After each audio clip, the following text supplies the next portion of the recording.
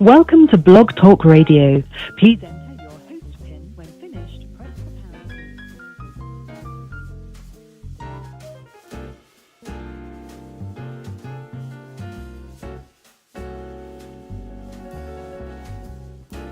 To start your show now, press 1. To hear important instructions, Your show will go live in 5 seconds. 4, 3, 2, 1.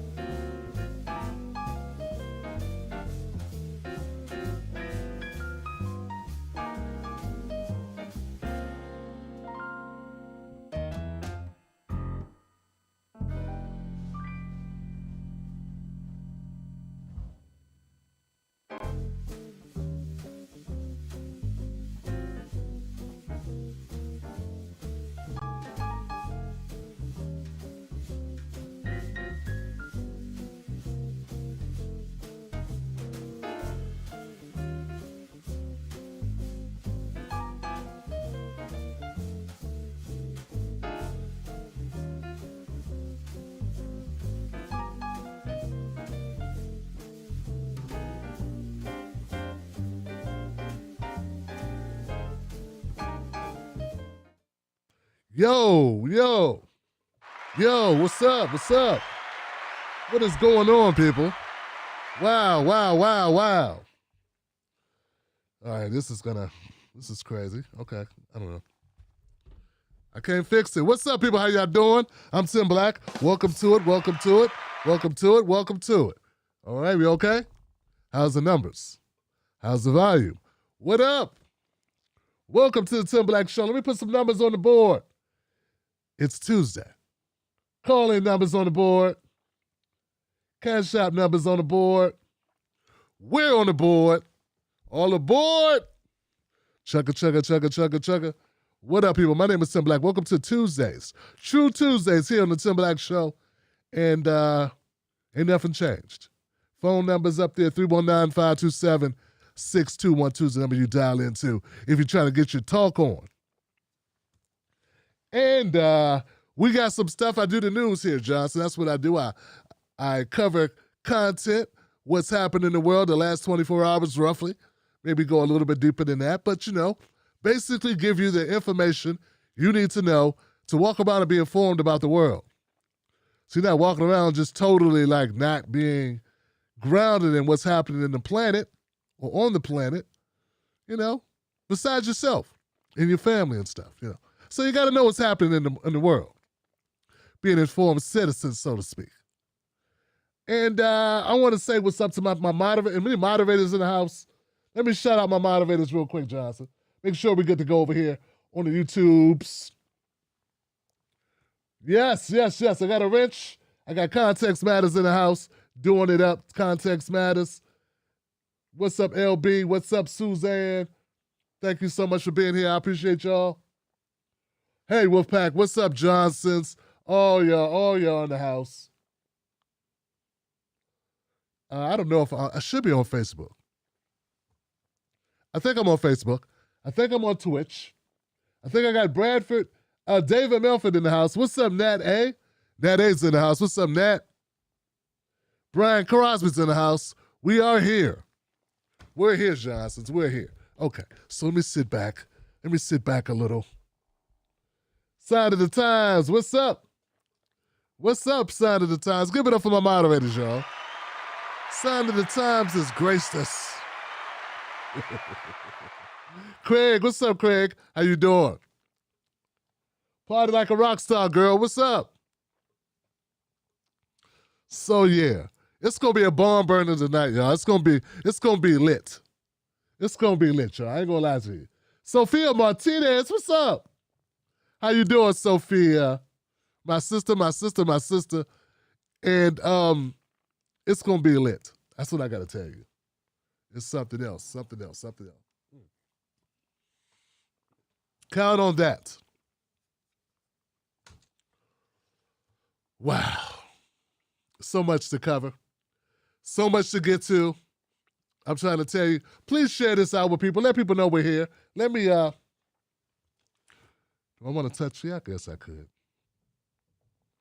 Let me try to tweet this out. We no longer go live on Twitter. I don't even think they have a live on Twitter anymore. I don't know. I don't go live on Twitter. No one watches that on Twitter. So what I'm going to do is I'm going to take a moment. I'm going to share this out on Twitter. You know, I don't get the Twitter love I used to get back in the day. But, you know, occasionally, some people listen to a brother, check a brother out. So what the hell? Let's go ahead and do it. We are live now. Live now. For those people that are up and about on Twitter, let me give them the love and respect of letting them know that we're in the house tonight. All right, guys. We got it going on. My mic seems weird. Like I've been doing a couple things, changing things up. Okay. America.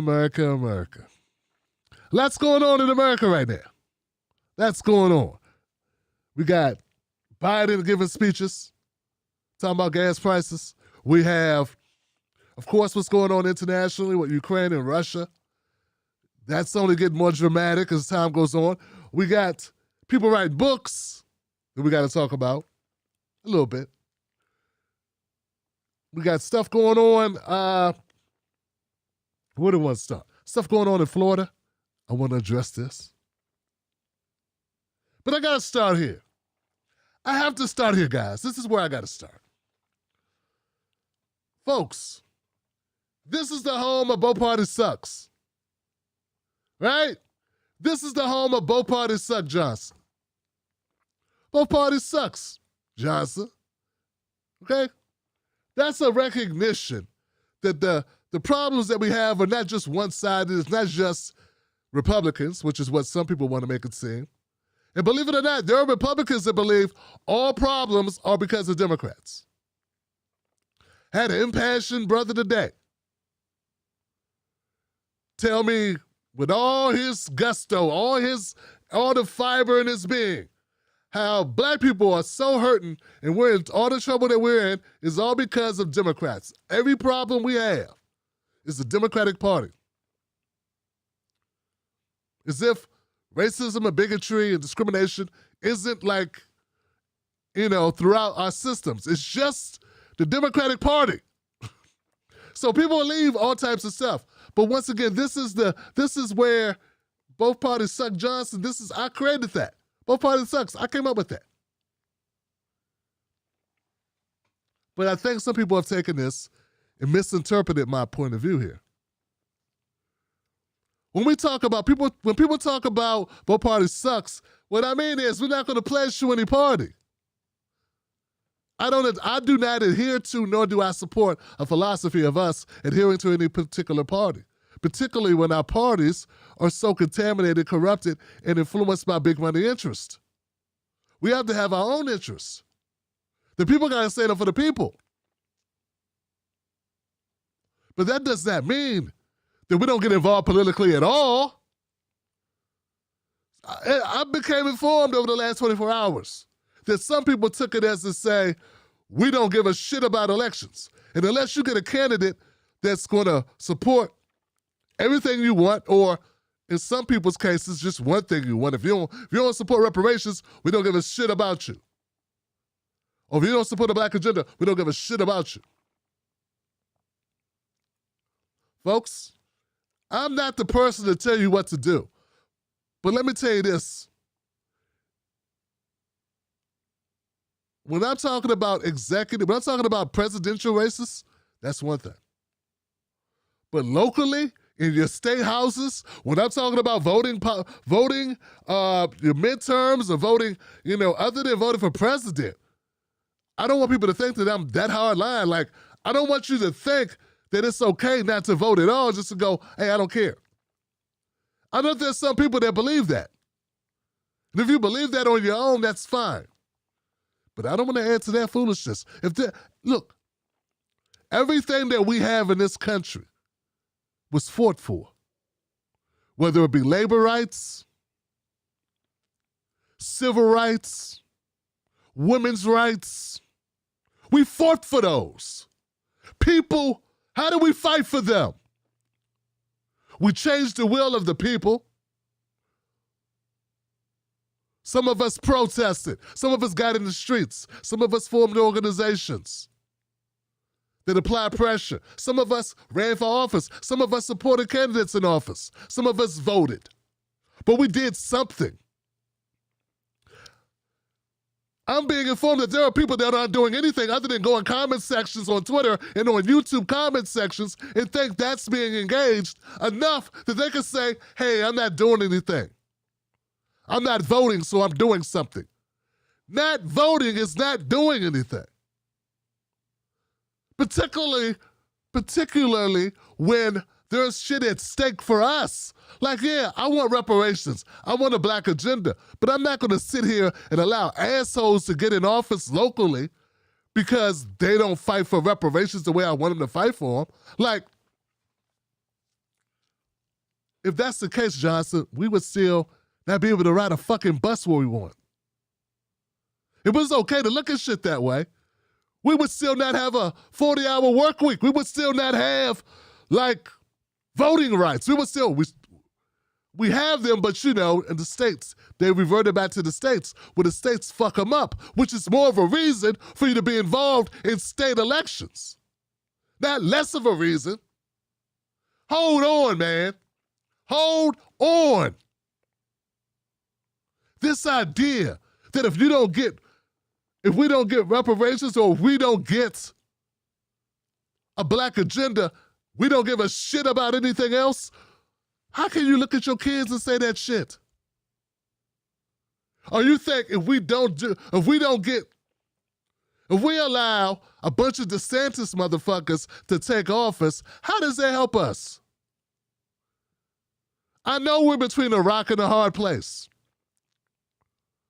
But you think just not doing anything is doing something? Republicans are already very happy with us not doing anything. That's what the reversion of federal rights going away, the Voting Rights Act losing its teeth, reverting to states' rights, was so damaging to black folks because they don't want us to vote. So basically, they don't even have to do it. All we got to do is not support reparations, and then people say, I'm not going to vote. My point is, this is just what you personally do, I'm not here to control that. But don't use my show as a catalyst for you to sit at home, not join a local organization, not run for office, not support local candidates, because you can't find one that is as revolutionary as Tim Black or as revolutionary as is certain name of person that you think loves black people more. It's because you can't find that person. Does that mean you allow Jeff Sessions type motherfuckers to dominate your local politics?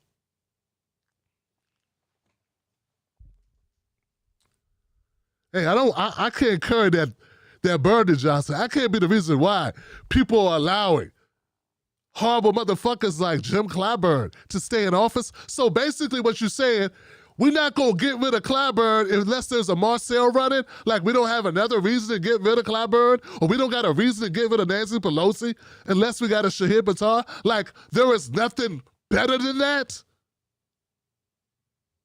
Because I don't understand it. I couldn't believe when someone told me this. No, Tim, people listen to you when you say this and they're not voting, Johnson. You say no, both parties suck. Yeah, you ain't got to join the party. I unaffiliate after I vote. And I don't give my money to parties. So, yeah, I stand by it.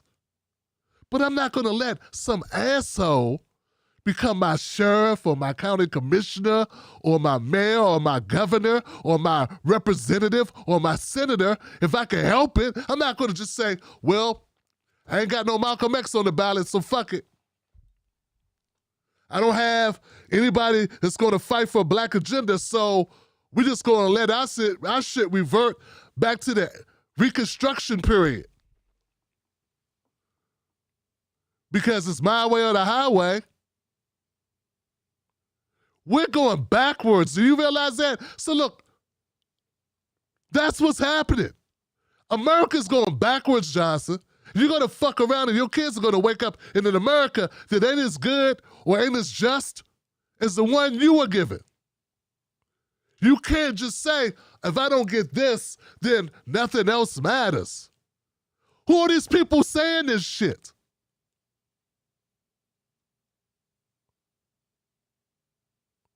You really think they got something? They got something that really makes sense to you? Oh, I'm worth $50 an hour. But if I can't get $50 an hour, I'm not going to take 30? I'm going to take $0?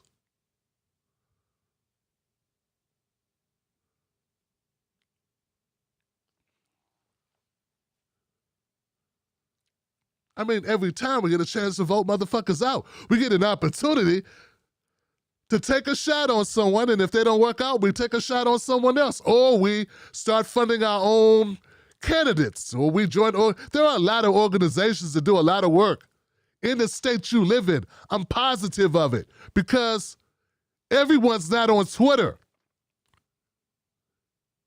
Hey, man, I try to inform people, man, but there are organizations doing the hard work on the ground every day, Johnson. They inspire me. It's not the other way around. I'm inspired by the hard-working people that do this shit daily. The hard-working people that gave their lives.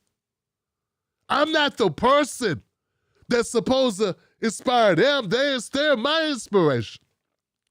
And if what you're saying is, if we can't find a Medgar Evers or we don't have an MLK, that we just say fuck it? Look, man, I know you're frustrated. I don't sound frustrated to you. I don't seem frustrated too. I'm not adequately frustrated. I'm frustrated as hell. I do this every day, 7 days a week. I don't even take days off. I know way more than a person should know about how shitty our system is. But I can't give up. I got grandkids. I can't just say, oh, well, I can't get what I want this moment. So fuck it. I'm not do anything. I disagree with people who say, I think people say that because they know there's people that are so frustrated, it sounds good to say. What does that get us? That's a strategy? Well, Lawrence O'Donnell once said, if you just hold your vote and don't do shit for everything, all elections, I understand when you got a Trump and a Hillary, or you got a Trump and a Biden. You're like, oh. But I'm not talking about all elections.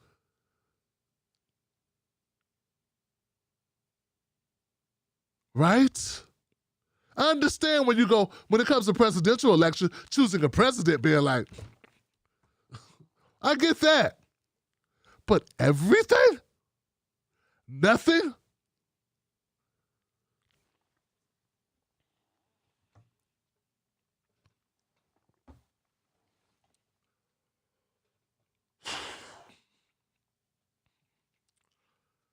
So if I get frustrated and I say, fuck these people, I talk about the Democrats. I give you reasons why the Democrats are fucking up. I give you reasons why the Democrats are disappointing, how they're taking our votes for granted. That's a party, but not every individual Democrat should be thrown to the wolves. They're individual people, just like I'm an individual person, just like you're an individual person. Every particular person, I don't feel that way about every individual person. Hell, if there was a decent Republican, I'd vote for him. I happen not to like Larry Hogan very much. That's my Maryland governor. He's better than some Democratic governors. Haven't caught him in blackface yet. But I preferred Ben Jealous, who I interviewed and supported, went to his campaign rallies and interviewed and filmed and supported.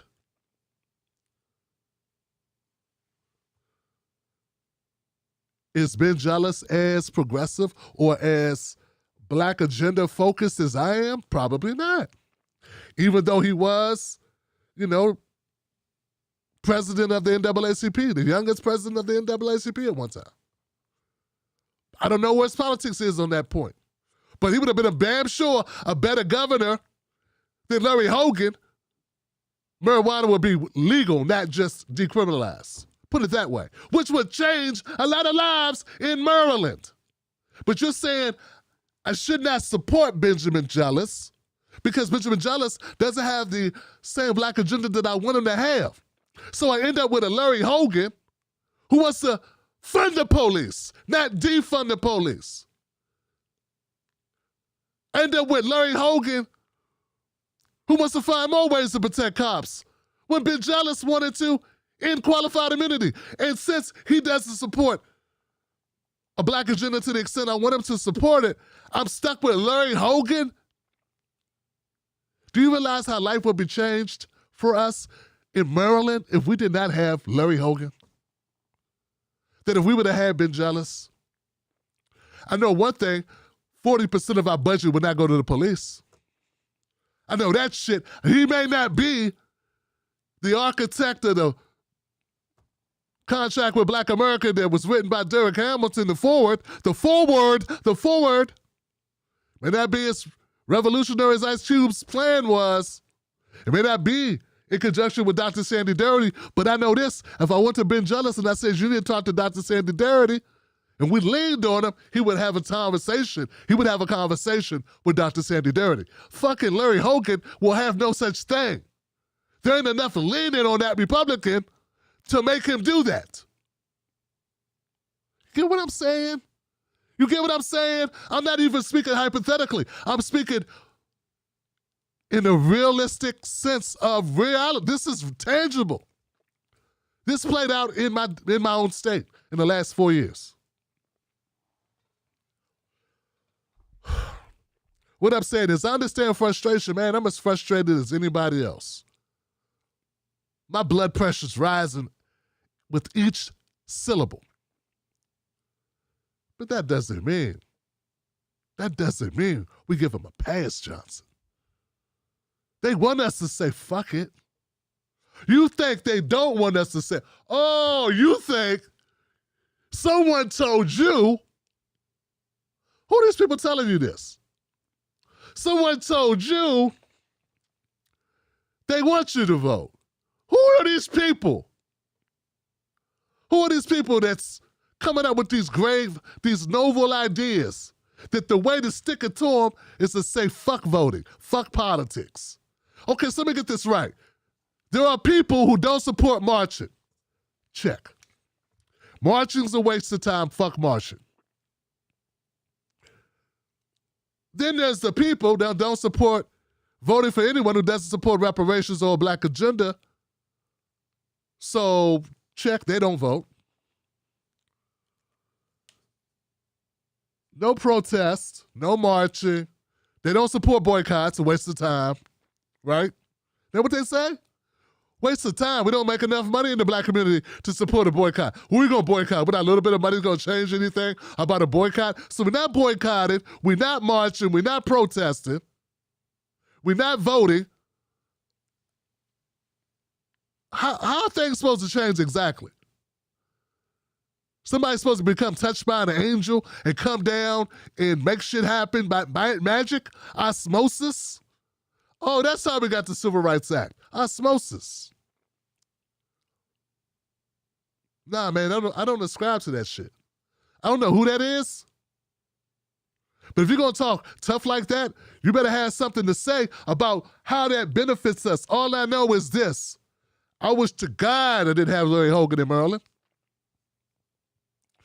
It would have fundamentally changed lives. It wouldn't have been everything. No, we still had to be fighting his ass. We had to push his ass, okay? But he was pushable. He pushable because he had some of the ingredients, some of the policies. You don't have to convince him that healthcare is a good idea. That privatizing everything is not going to cure the world for black people. Make the world better for black people. That we just need to pull our pants up and listen to the cops better. And this drill rap is the problem. That's the problem. Not the conditions that make people resort to wanting to be rappers is the only way out of the hood, but school. Job training, work classes, workshops in schools, free local college tuition, options. Oh no, it's just basketball or rap, 16 bars or crossover, or the armed services, military service. You get what I'm saying? Or the block, or the street, or the corner. Look, I don't want to be responsible for this. I never thought people were looking at it that way, that it's, if I say cut the check and the check don't get cut, we say fuck it. Nah, they don't get no extra money out of me if you don't support black issues. No. If you don't support black issues, you ain't gotta ask me for a dime because you ain't getting it.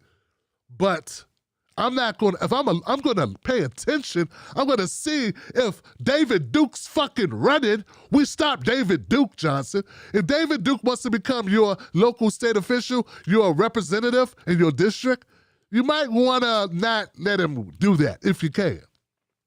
Because even if you don't care and you got a good job and life's good, your cousins, your next door neighbors may be in the same position, may not be in the same position to avoid the ramifications of a David Duke being your state rep or some asshole, fake-ass neoliberal, right? And we might not succeed. I get that too. We might not succeed. All I'm saying is just going, my name Bennett, I ain't got nothing, I ain't in it. That ain't enough, Johnson. That's not enough. That sounds like elitist talk. That sounds like people that don't need the system to work for them. And there's too many people who are vulnerable who you just can't be like, okay, I don't know. And once again, I'm not talking about presidential elections. I'm talking about local elections. I'm talking about your state representatives as well. But if you don't want to choose between the new Hillary and the new Trump, I get that. But every situation is not that dire, like that horrible. Every situation can't be that bad. Not if you pay attention.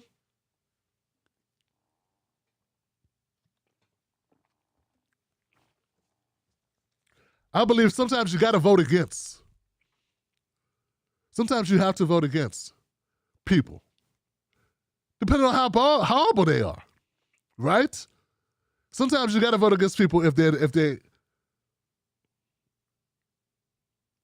it garners that type of reaction. But I had never considered that there were people who tune into my show who feel like if there's no check cut or if there's no reparations, we need to get to that. We're working towards it. We're fighting for it. We're campaigning for it. We're pressuring for it. We want to support candidates that support it. They want the energy. But if you have choices, use your choices. I do not believe that sitting home hurts them as much as you think it does. That's all I'm saying. That's how I feel. It doesn't. If sitting home hurt them as much as you think it does, why are they trying to make sure your ass sit at home? By closing polling booths.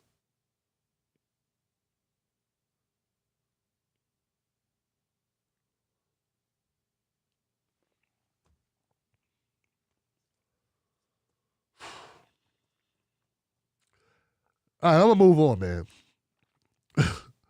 This is crazy. I think we're talking past each other.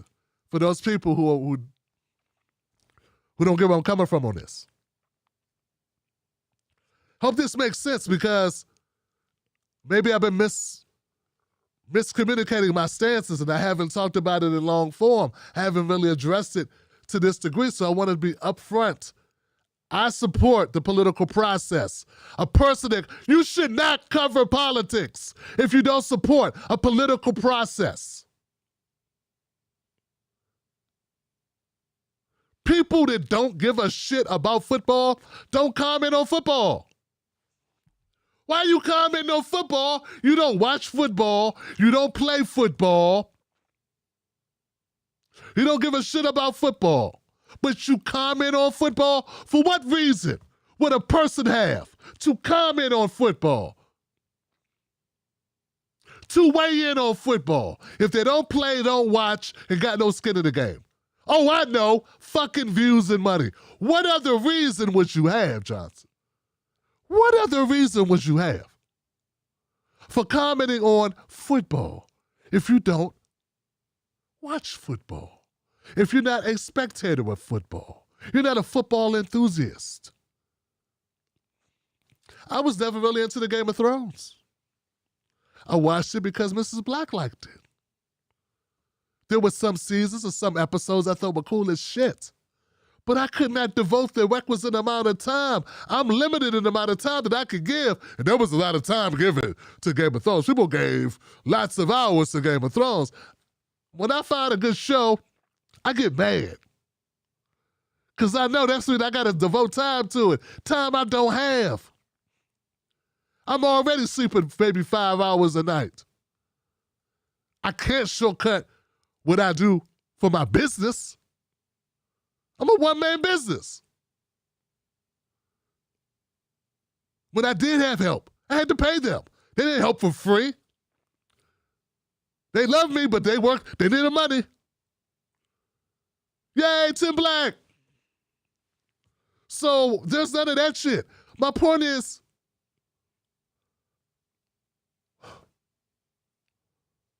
damn.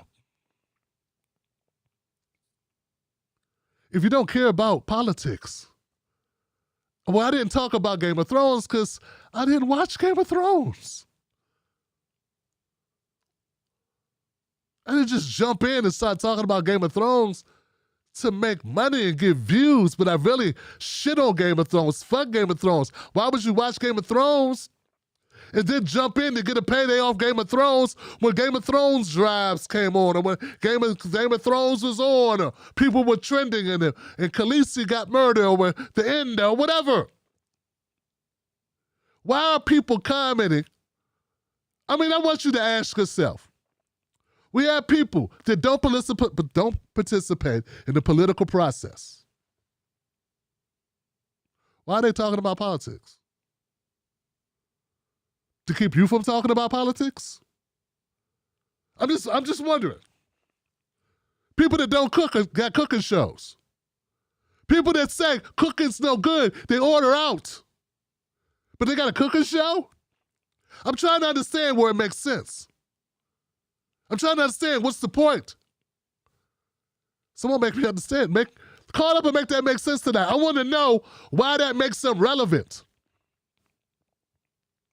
These people who don't participate in politics yet talk about politics, that are somehow telling people that care about politics, fuck politics. This is a political show. If you are here and you're like, fuck politics, you're in the wrong place. I'm not wrong. You're wrong. You're watching a political news show from a black perspective. But it's either this or it's actions, direct actions, or it's boycotts, or it's unions. Like, are they in the union biz? Are they like, no, don't get me wrong, there are other things to do. Are they doing those other things? There's other things, other ways to direct change. There's force, there's unions, there's boycotts, there are direct actions, there's protests. There's a lot of other ways to do this. But are they doing any of those things I just mentioned? No wonder why they don't bring any candidates on. No wonder why they never bring candidates on their fucking shows. No wonder why they never bring any candidates on. They never support a single candidate. And every candidate that I would bring on, they would shit on them. No wonder why. They don't support, have they ever supported a single candidate in the history of candidates? You now see a pattern here? Are they running for office? And if not, have they ever supported a political candidate? All people are fallible. All people, there's going to be something that you don't like or something that you want that they don't have. Every fucking candidate is that way. If your criteria is that, you'll never have any candidates to support, i.e., you're not into politics. You do not subscribe to politics. I get that. But why talk about politics? I don't get that. Hey, man, I love my dad. My pop, man, I miss the shit out of my pop. He never voted. You know what else he didn't do? Ever fucking talk about politics. He hated politics. Puh, fuck politics. Bunch of lying, conniving backstabbers. The game is rigged. Get a job, love your kids, take care of your family, work your ass off, put your money away. Don't floss for these fools. And protect yourself at all times. But he didn't sit around talking about politics. And the last thing he did is go tell other motherfuckers what to do about politics.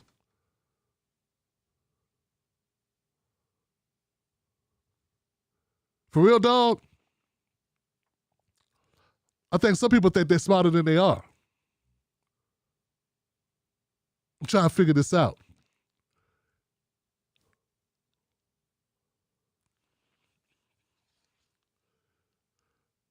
It's easy.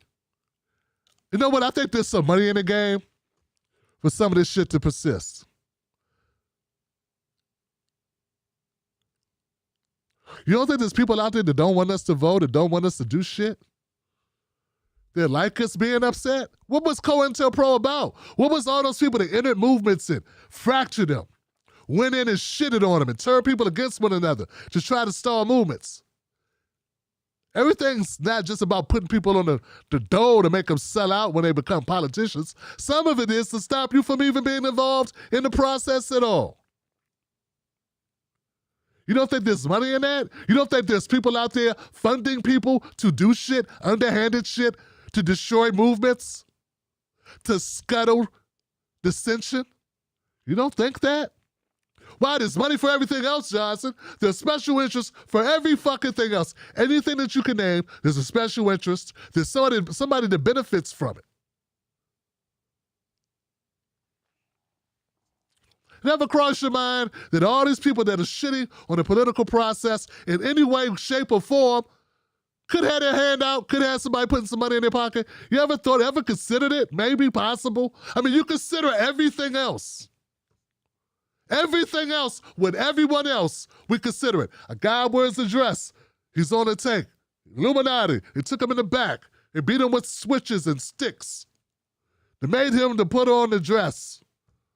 But you never thought a person who talks about politics only to shit on politics, to tell you all these politicians are shit, and tell you not to vote, you never thought that person, these people, could be taking money, maybe?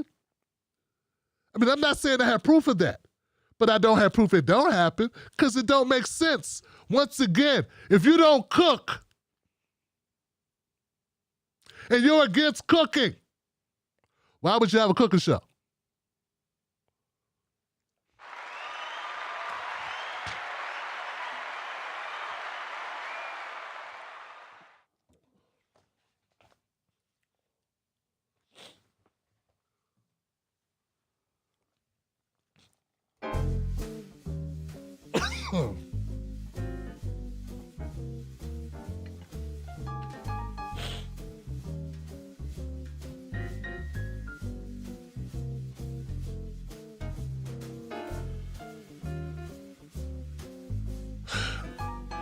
Your frustration gives an open lane to this type of nonsense, man.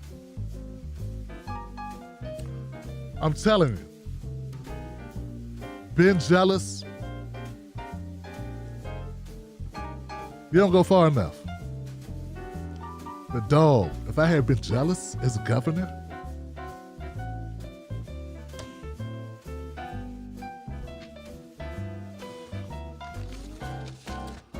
he would restore voting rights for black men who in the fucking system.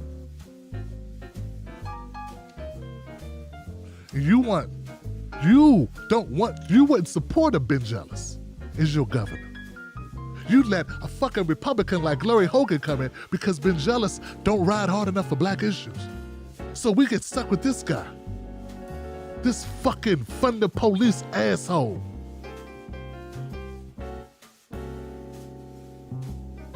You don't think the people that would put you in that position, that would enable that type of outcome for you, not just for you, for all the kids.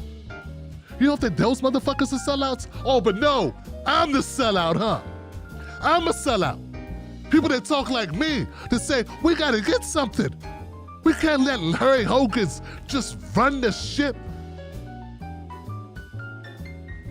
I know it's not everything we want. Ben Jealous could have took his fucking pen and executive ordered.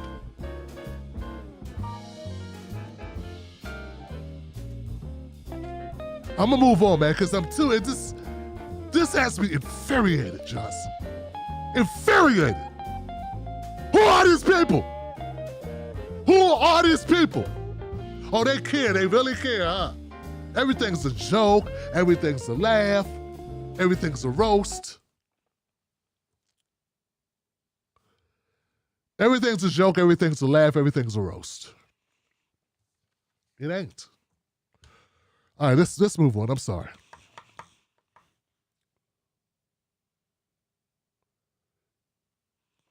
I'm not saying don't vote, Johnson. I'm saying when you gotta choose between Trump and Hillary, I get it, Johnson. I'm not talking about, people want to make it like Trump and Hillary. There's other shit.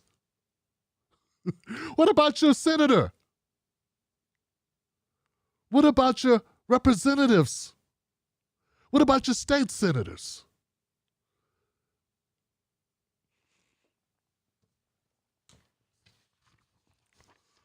All right, man, I'm gonna move on, man. I really do have other shit to cover. I really do. Hey, look. People that are pissed off, people that are angry. Hey, I feel you, Johnson. Hope we can still be friends, but I'm disappointed, Johnson. You disappointed? Shit, I'm disappointed. I'm disappointed. You thought I sit up here all day, all fucking week, all month, 4 days a week, pouring my fucking soul into this craft to tell you not to do anything? That's what you get out of this? Well, we ain't gonna do nothing then. That's what you think of me? That's why I do this?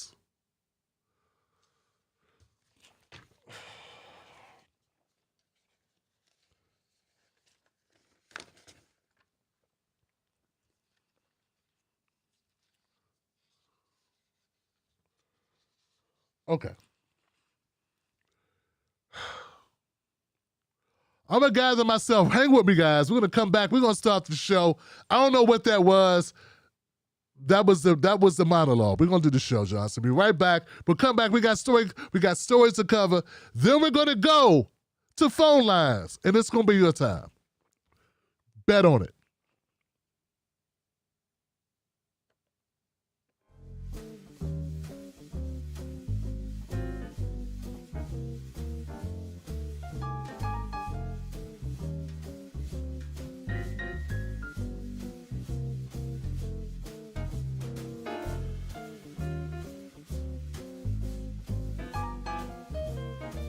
What's up, Johnson? My name is Tim Black. Welcome to the Tim Black Show.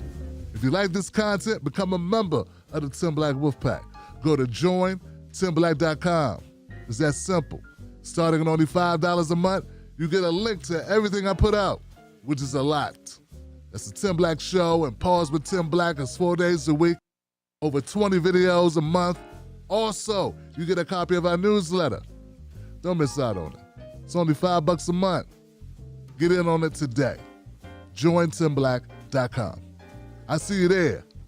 Tell America to cut the check. Wolfpack.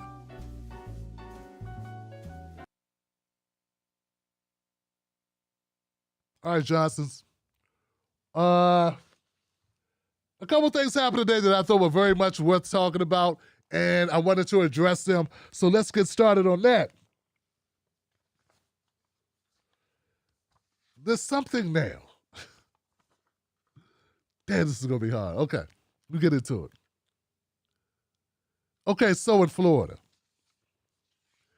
In Florida, there is legislation in Florida just passed. It's going to the desk of Ron DeSantis. It's Don't Say Gay bill. Don't say gay. That was the bill. It passed. State Senate. Okay, so what it does, it's confusing. It's confusing because the language in the bill is misleading. But the point of it was they wanted to make it so, or the way they sold it to the public, which it was, we don't want children to be unduly influenced by their teachers about gender and sexuality and orientation. So children ages kindergarten to third grade, there would be no discussion in curriculum, no curriculum about gender orientation or anything of that nature. And when you say it like that, it makes sense because what 2-year-olds really thinking about sex? Well, second grader. What second graders thinking about sex? You like somebody, you really don't know why. I remember liking people. Liking a little girl and didn't know why, I just wanted to play with her. Thought she was cute, but I didn't know, that I, didn't really know, So that was the way the legislation was framed. But here's the thing. Some of the language in that bill was a little bit different. So here goes the thing, guys. When I looked into this, initially, I was one way. I was like, okay, what's wrong with this? I don't like Ron DeSantis. Ron DeSantis apparently supports this bill. He's in favor of it. He's signaled that he will sign it into law. And I was like, okay, I don't want to be a partisan type of guy, man. I'm not here to root for any party. But I don't understand what was wrong with there being a rule that students could not, or that teachers would not input in inside of their curriculums, talk about genders or orientation for children K through third grade. Then I learned. So now I want to enlighten everyone else. Part of the problem with this is The most contentious piece of the Don't Say Gay bill states that classroom instruction surrounding sexual orientation and gender identity is banned outright for students in kindergarten through third grade, while prohibiting lessons on those for other grades unless they are age appropriate or developmentally appropriate. That's the part, Johnson. Did that sound crazy when I just read you? I'm not always the best reader, but Johnson, check this out. I'm reading it correctly.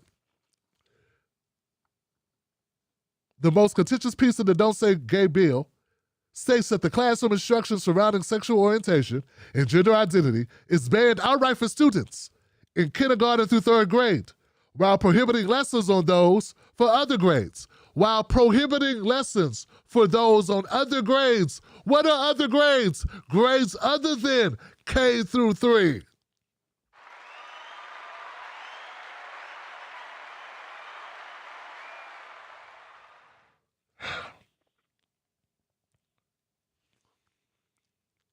So basically, this extends across the spectrum of school students. And it's vague as hell. It says, while prohibiting lessons on those for other grades unless they are age appropriate and developmentally appropriate.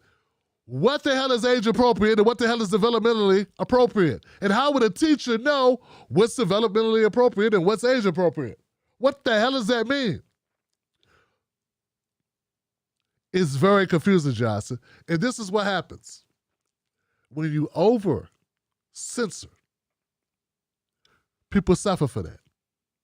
We suffer right now in independent media because of over-censorship. Over-censorship. If I say the word grape without the G, and I'm actually supporting rights, protecting people, but just because the word grape without the G is heard, the censors, the YouTube censors pick it up. They demonetize the video. They may even block the video. They may even issue a strike just because over censorship. They picked up the word grape. I didn't mean it in a way that's promoting grape. I didn't mean it in a way that disenfranchises or abuses or degrades people. But the system doesn't care. It heard the word grape. That's all it needs to know is that the grape word was said. Gotta go get it. So when you have legislation that's going to become a bill that is this vague, it's on purpose. It's on purpose so that they can go after whoever they want to go after. That's on purpose so that schools can go after teachers on a case-by-case basis and determine who they want to get and who they don't want to get. Get it?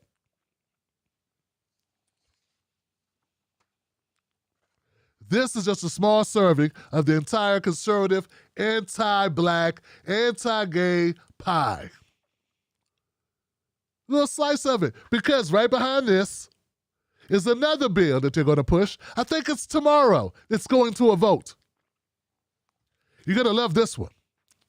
If a white student's in class and the subject of slavery comes up, and after that class, if that white student feels guilty or shamed in any way, and he tells his mom or his dad, they can sue the school. Yep, that's the next bill, because we don't want white people to feel bad about slavery. It's okay if we feel bad about it. You know, the people that were enslaved. But if a white student feels bad because of your class talking about slavery and tells their parents, hey, I felt bad after they talked about slavery because, you know, we white people had slaves. And in this bill, that gives that student's parents the right to sue the school and suspend the teacher. So it doesn't just stop. So when people say, hey, that got nothing to do with us. When people say, it's got nothing to do with us. Got nothing to do with us, nothing to do with us, nothing to do with us. Make sure it has nothing to do with you. Because today, at this present moment, at this particular time, 12:50, it has nothing to do with you. But our goal is to look at the future a little bit. I know we're not psychic, but recognize 1251 comes, and it's going to be here, whether we're here or not. 1251 is going to come. And after 1250, there was a 1251, and there it came. And that's the whole deal. So what I'm saying is the conservative wave is upon us. In Florida, Republicans are set to approve bills that target lessons surrounding critical race theory in schools and increase scrutiny over what books can be read. More book burning, more censorship, all to protect people from the gays, people from the blacks, people from the history, people from reality.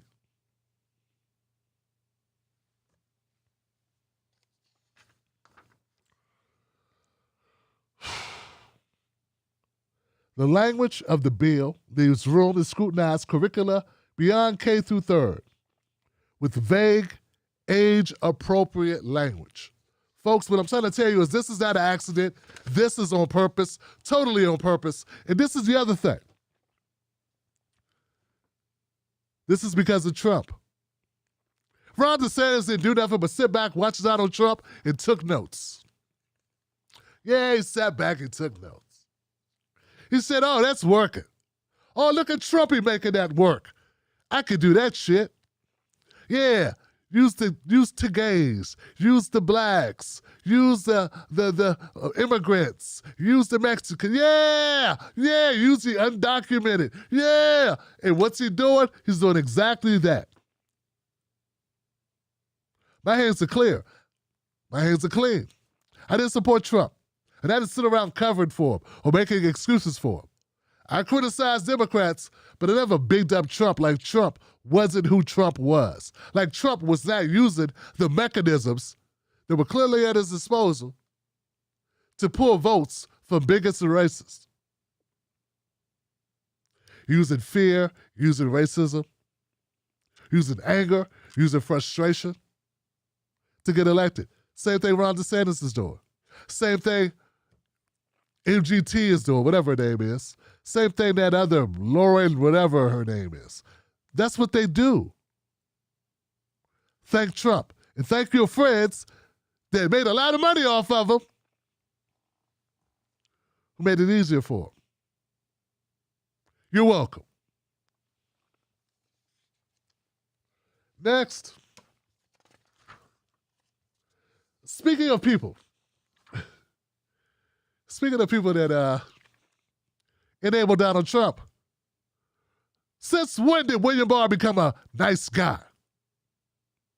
Since when did William Barr become somebody that people want to have on their shows and talk to? Wasn't this the same guy who was doing all that despicable nonsense just a couple years ago? Yeah, that's the same guy.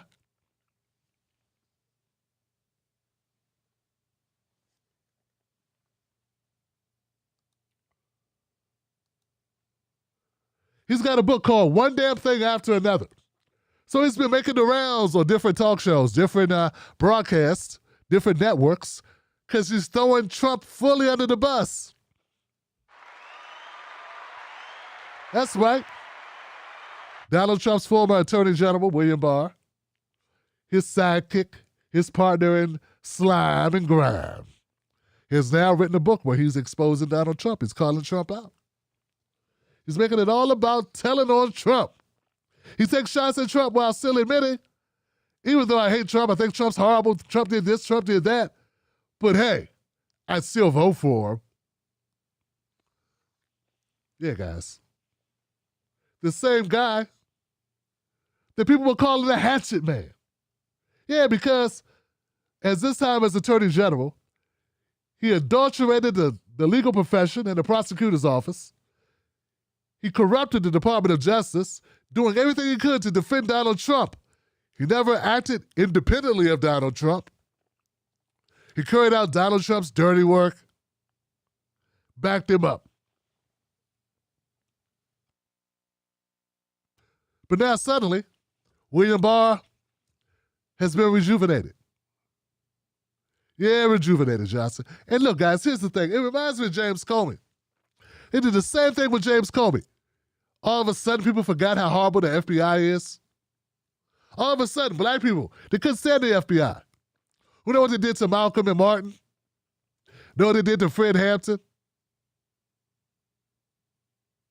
All of a sudden, because some people told them on CNN and MSNBC, all of a sudden they love the FBI. FBI was cool, and so was James Comey. Yeah, because he going after Trump. Or the same way they did Bush. War crimes Bush. Lying-ass Bush. Weapons of mass destruction. They hate us for freedom. They hate us for freedom.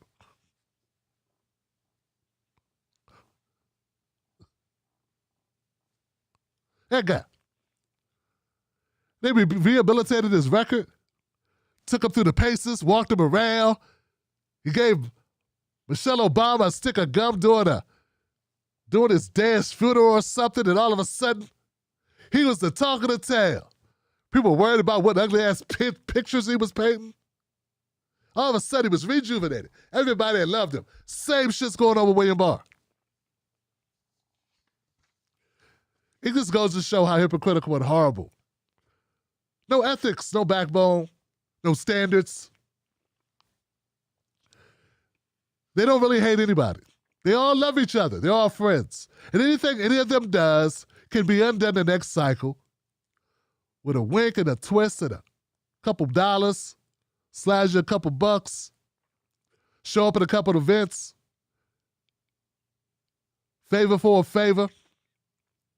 That's how it works. That's how it works. Meanwhile, we get upset. We get riled up. We get impassioned. We get fed up. We get ready to blow a blood vessel in the middle of our foreheads over the corruption. And these guys, they don't do nothing but kiss each other's ass, attend each other's events, and help each other to rehab their records and reputations.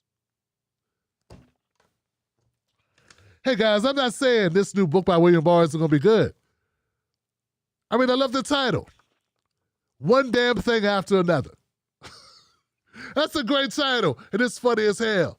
Him going after Trump like that. But it makes him a backstabber.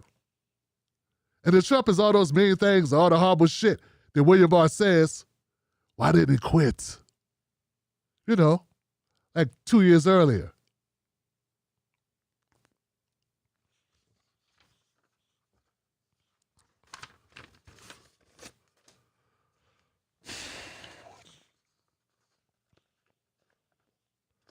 Oh, yeah, and for the record, William Barr is the same guy. Hold on a second. William Barr is the same guy who defended cops. Yeah, that's what he was doing. I saw William Barr today on Gail's show on CBS. I forget her last name. What's Gail's name? Gail whatever. Oprah's friend. Yeah, he was on there. She was really nice to him, too. And all I could think, hey, that's the same guy who, when we were talking about police killing black men, he deflected and started talking about black-on-black crime. Yeah, that's the same William Barr.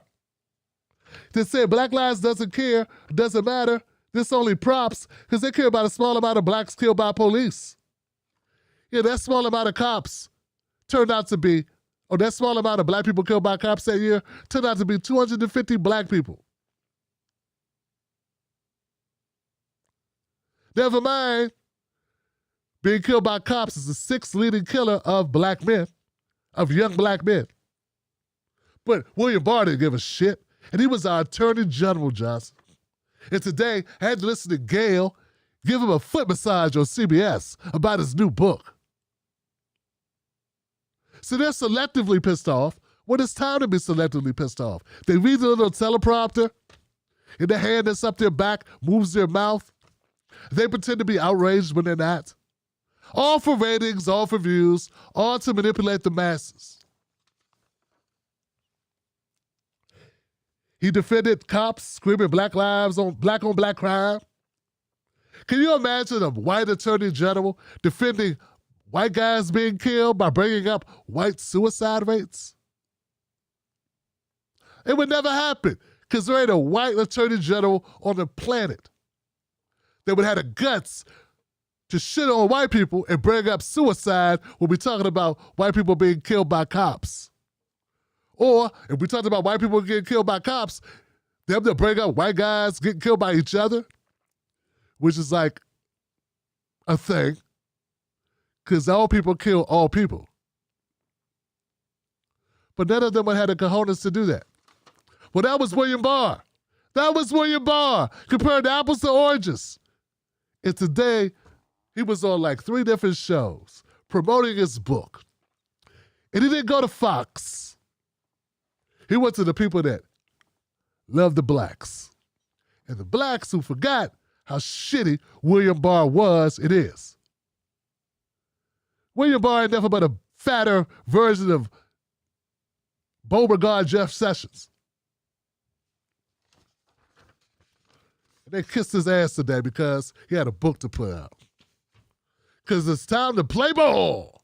Time to play ball, y'all. That's the game, you know?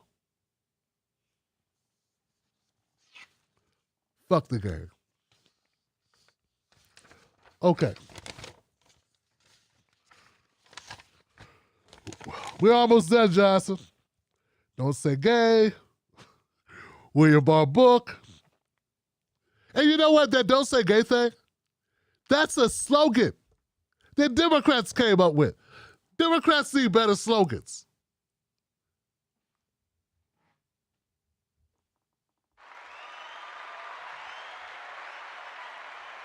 Okay. So, guys, the gas price is about to get very high, Johnson, and Donald Trump, whoops. Okay, guys, so gas prices are about to go through the roof.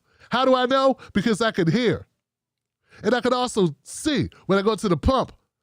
It's up above $5 in Maryland. What's it doing in your neck of the woods, Johnson? That's so good, huh? She cute, but she gonna need a car. She cute, but she gonna need a scooter. She cute, but she better get a hoverboard. She cute, but she need a bus transfer because it is too much money for gas. Now, Biden gave a speech today telling folks, buckle up. Come on, man. We're going to have to buckle up. We're going to have to pull our belts a little bit tighter. Come on, it's about democracy. It's about Putin, man. Oh, Pooty Poot. Oh, come on now.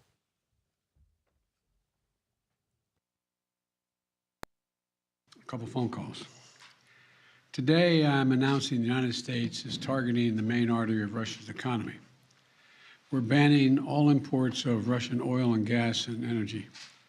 That means Russian oil will no longer be acceptable at U.S. ports, and the American people will deal another powerful blow to Putin's war machine. This is a move that has strong bipartisan support in the Congress and, I believe, in the country. Americans have rallied to support their Ukrainian people and made it clear we will not be part of subsidizing Putin's war.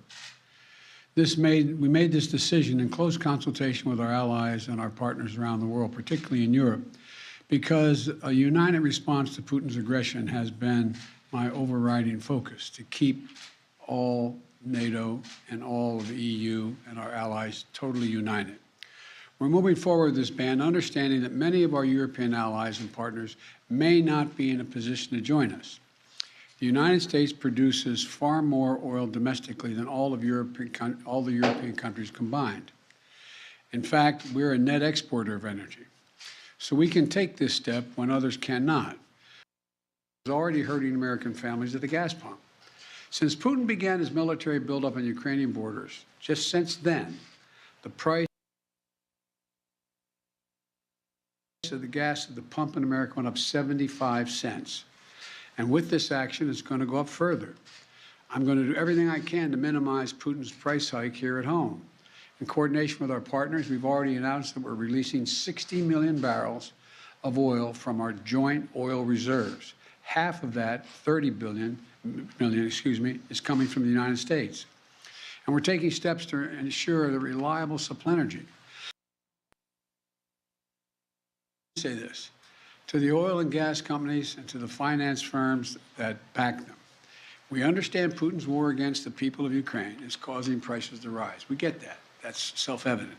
But, it's no excuse to exercise excessive price increases or padding profits or any kind of effort to exploit this situation or American consumers, exploit them.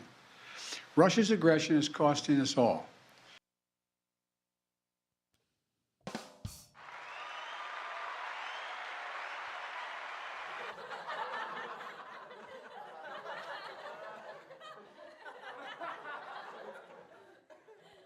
Yeah.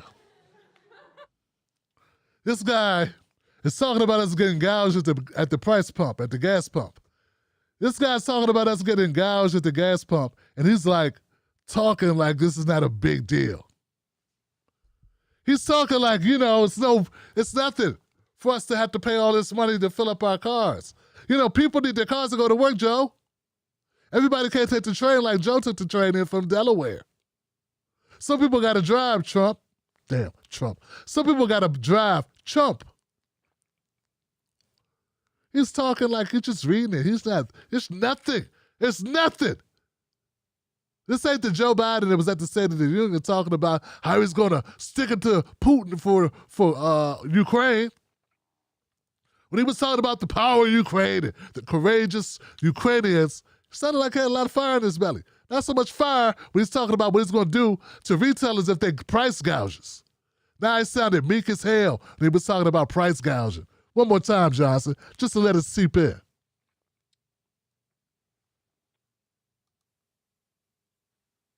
Say this to the oil and gas companies and to the finance firms that back them. We understand Putin's war against the people of Ukraine is causing prices to rise. We get that. That's self-evident. But,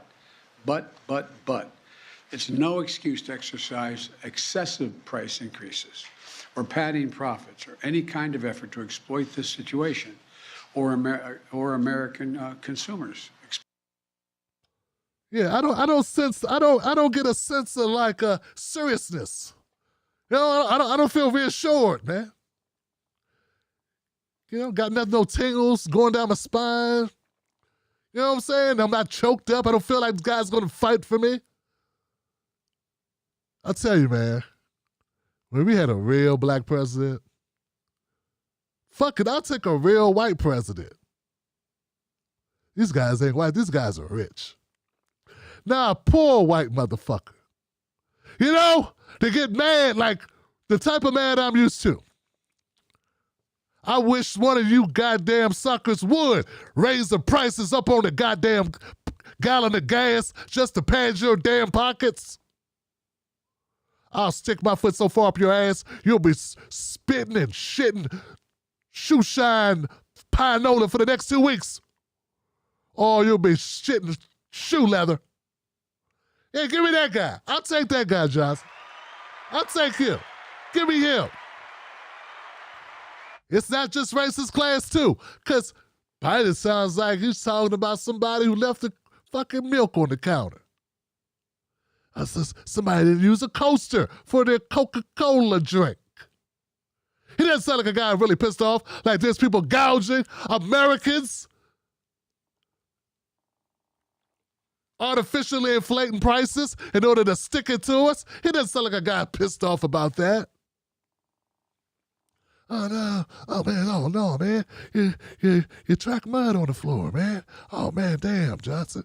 Oh, okay. Don't worry about it. It's all right. It's got a little mud there. It's okay.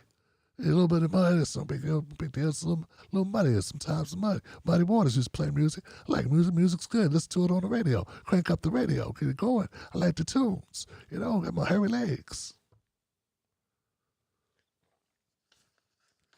You know, Joe Biden's gas prices are going up, Joe Biden, and they may be the downfall of Joe Biden, joke, folks.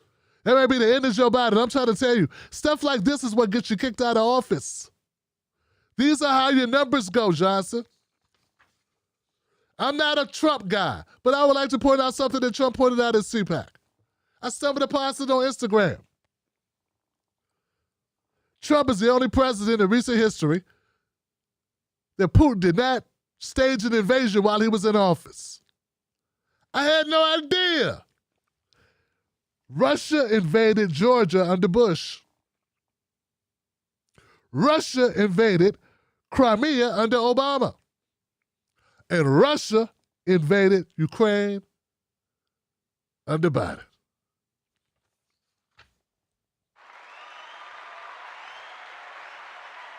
What is it about Trump and Putin?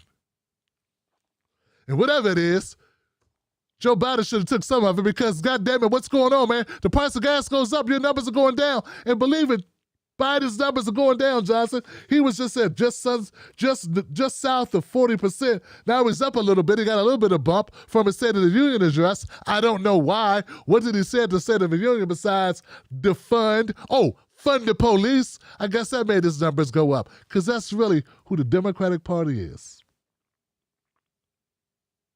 That's why I don't support parties.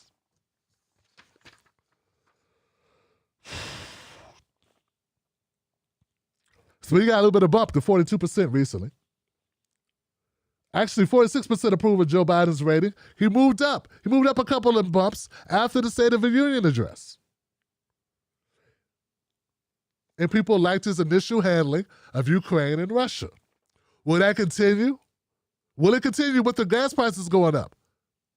Only time will tell, Johnson, but I'm going to go with no. Because the longer gas prices are high, the more people are hurting at home. And if people are hurting, they will quickly forget why it's so important that we all suffer. Speaking of suffering, if you're going to have issues with gas and gas prices are going to be high, here goes a few tips on how to get through it. Take out a PPP loan. Psych, joking.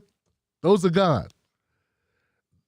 Here goes 1, 2, 3, 4, 5, 6. 6 tips that you can do to save gas while Joe Biden's working it out. Tip number 1, drive with the load. That's right. Drive with the load basically does the same thing as cruise control, when the driver is keeping a steady and consistent pressure on the accelerator pad. Never press too hard and never let all the way off. Just a little steady glide. You want to glide with the load, Johnson. Go with the load. It cuts on your fuel economy. Tip number 2.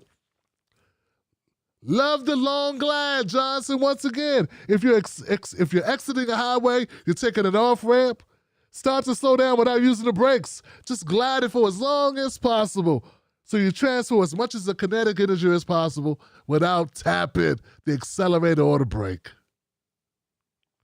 Number 3, ridge ride in the rain. Edge your car a little to the right, closer to the sidewalk during wet conditions. By not driving in the water that collects in the road, well-worn grooves, you'll get a smoother, therefore more gas-efficient ride. That's right. Stay away from the puddles. Number 4, kill the speed. Slow it down, Johnson. Slow down. You live in foul. Slow down. That's right. Speed not only kills, it also eats up gas money. Faster you go, the more gas you burn. It's kind of basic. Go easy on the acceleration. Don't just floor the pedal. Easy, Johnson. Accelerate slowly but steadily. And when you catch up to someone, wait to catch up with them by going at a regular pace. And then when you want to pass them, then accelerate. Don't just zoom past them. Slowly catch up and cut them off. I mean, don't cut them off. But, get in front of them if you have to. Last but not least, number 6, be a better braker. That's right. Accelerating from a standing start is bad for fuel economy. Don't just slam on your brakes, man. Gradually brake. Ease into the brake. If you see a red light ahead, slow down and try timing things so that you can glide through without stopping. When you never really stop, you just get it all the way, drift. It's turned on you. Then you tap it a little bit more to accelerate. You never really stopped your car, Johnson. You just noticed that it was gotta turn. Oh, here we go. Now, in your rear view, you may have some car accidents, but hey, you saved on gas. Now for the insurance bill. Hey, if they hit you from the back, it's their fault. All right. All this is because Joe Biden and company and the European Union put no sanctions on Russia. Those sanctions on Russia, Johnson. That's what's doing it. Did you know Pepsi Cola, Coca-Cola, McDonald's, and Starbucks are pulling out of Russia? Jesus Christ, Johnson. Iconic U.S. brands, Coca-Cola, Pepsi, McDonald's, and Starbucks suspend business in Russia.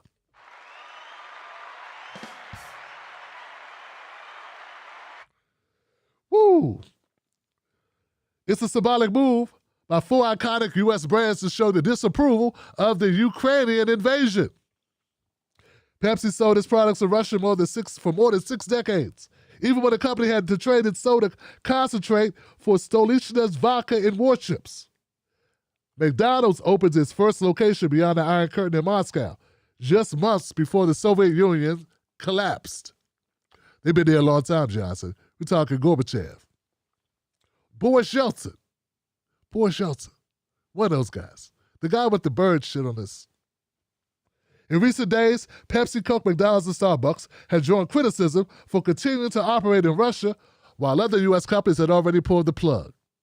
So these guys are not early. They're late to this.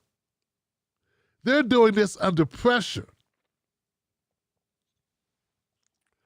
Our hearts are with the people who are enduring unconscionable effects from these tragic events in Ukraine, Koch said in a brief statement Tuesday afternoon. We will continue to monitor and assess the situation as circumstances evolve. Russia represents one of the few regions worldwide where Coke's rival PepsiCo has a larger presence. Damn.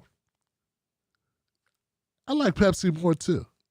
Did you know back in Jim Crow era, we couldn't go in the store to get Coke? Pepsi sold in black stores. Did you know that? Yeah, we couldn't get Coke. It was for white America. That's why a lot of black people, including my dad, drank Pepsi their whole lives. Little fact. Pepsi on the... I guess that's all. About 84% of McDonald's Russian locations are owned by the company, while the rest are operated by franchises. Owning more of its restaurants means greater revenue for the company, but greater risk in times of turmoil or economic downturn. Starbucks went a step further than McDonald's, saying it would suspend all Russian business, including shipment of its products. So McDonald's is only stopping its stores that it owns and operates, not franchises. McDonald's announced Tuesday all 850 of its Russian restaurants would temporarily close until the fast food chain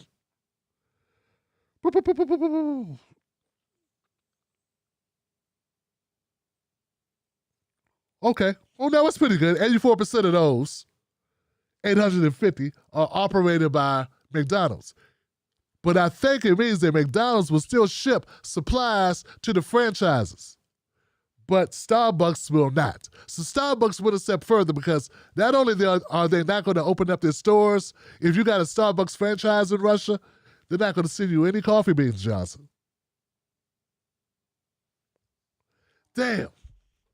I know there's Americans, lots of people. They were pissed off at me even covering stories about this.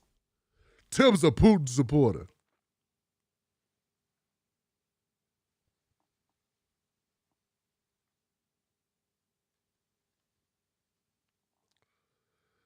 No, he's not. I'm just not buying the propaganda. I don't know what's real, what's not real. I don't know who's telling the truth, who's not telling the truth. This I do know. The Russian people that are at home in Russia who can't use their MasterCards and Visas, who can't go to Starbucks or McDonald's, can't get a damn Pepsi or a Coke, are going to be mighty pissed off. And, God forbid, Joe Biden put us in a similar situation. Imagine Joe Biden fucking up so bad that the European Union gets sanctions put on the U.S. for, human rights violations against black people, killing black people in the street. It'll never happen. They don't care about us. We don't have the complexion for the protection from the collection, Johnson. They safe. Treat us how you want to treat us. Nothing's going to happen. But I'm saying, imagine in your mind being a Russian person who can't go, can't go get a Coke. Sucks. All because Pooty Poot don't like the EU. But doesn't like NATO in his backyard. Y'all saying Putin is the world's biggest NIMBY? Oh, damn. Anyway, Johnson, all this heavy talk, I did a lot of heavy talk tonight. I know I'm running long. I know we went out of, I know, but it's Tuesday. Last thing. I don't usually cover the currents. But there is a current, a very special current I must cover. This, folks, is the apocalypse current. Oh, yeah, it's the apocalyptic current.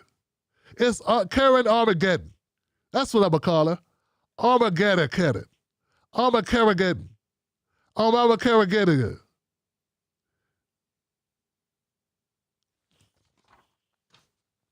Check it out. This is Karen going buck wild in a Walmart. Tell a friend if you've already seen it.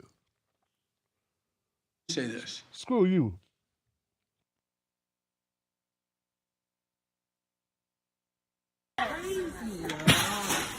Black Lives Matter.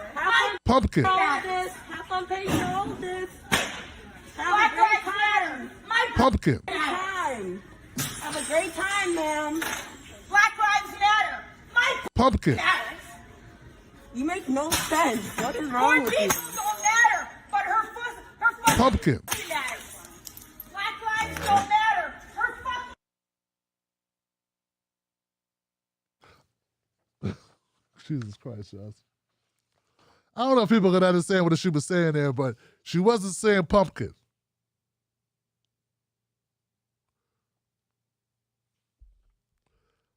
The woman dubbed Karen has gone viral on social media after damaging $200 worth of candles at a Walmart in Kenosha. It sounds like they were Black Lives Matter candles. Magdalena Sishinowska. Magdalena Sishinowski.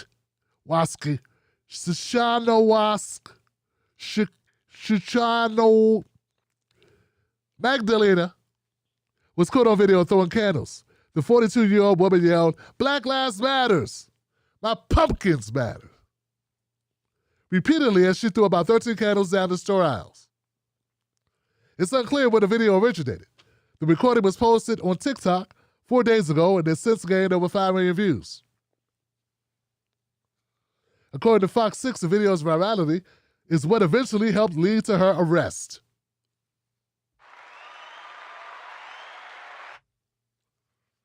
While the woman was able to drive away from the cops, before the cops arrived at the scene, she was allegedly captured after performing a similar outburst at a Walgreens. This woman went from retailer to retailer, throwing candles and screaming, "Black lives don't matter. My pumpkin matters." Told you it's Armageddon, Johnson. Armageddon. Armageddon. Armageddon. Scenes in the original video were posted on the Kenosha County Sheriff's Department Facebook page where tips helped track down the woman. Law enforcement eventually found her at a halfway house in Racine, Wisconsin, where they arrested her for disorderly conduct and criminal damage to property.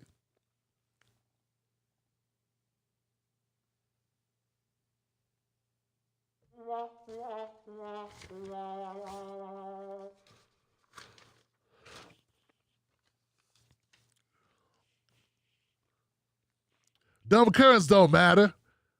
The Tim Black Show matters. All right, guys, that's all I got. I know that's a lot. I feel like I did this whole damn show, Johnson. Damn. Jesus Christ. Jesus Bugatti. I'm going to go to phone calls, Johnson. I know, Johnson. These are going to make good clips, though. People are going to want to hear this stuff. I got to put this stuff out. into the world. Yeah, Johnson. All right. I'm going to go to my call in the queue. I got a 360 number in the house. 360. You are live. What's your name? What is your comment? My name is Jamin Mason from Washington State. I was calling to definitely give you a big thank you. Tim Black, I watched your show. I've been on your show, talked to you a couple times.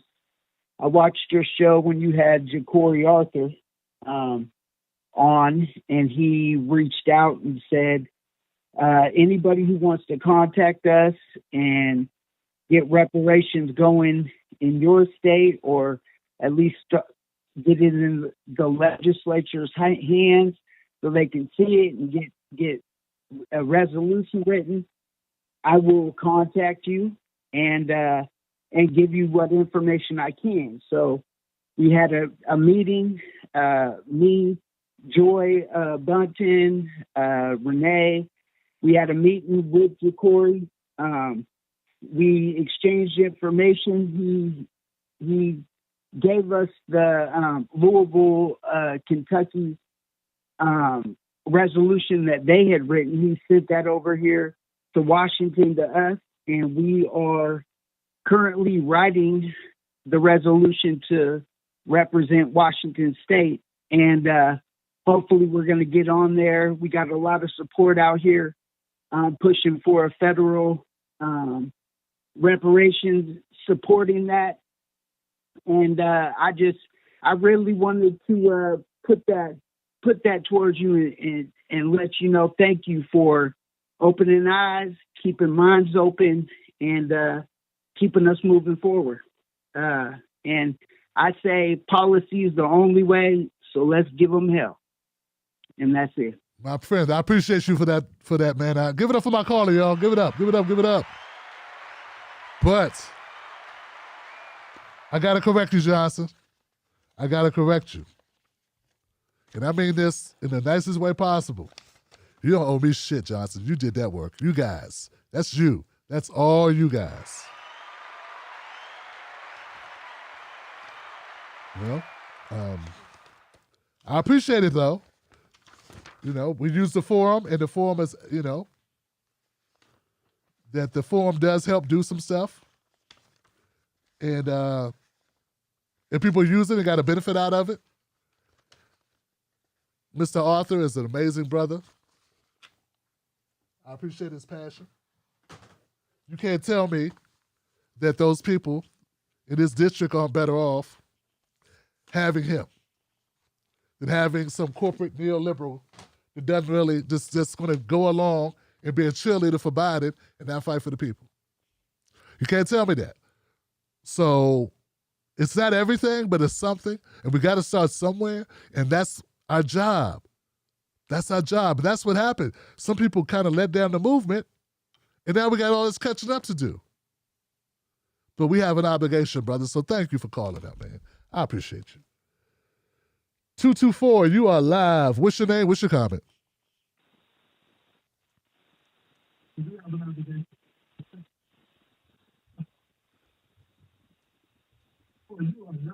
Two, 224. Okay.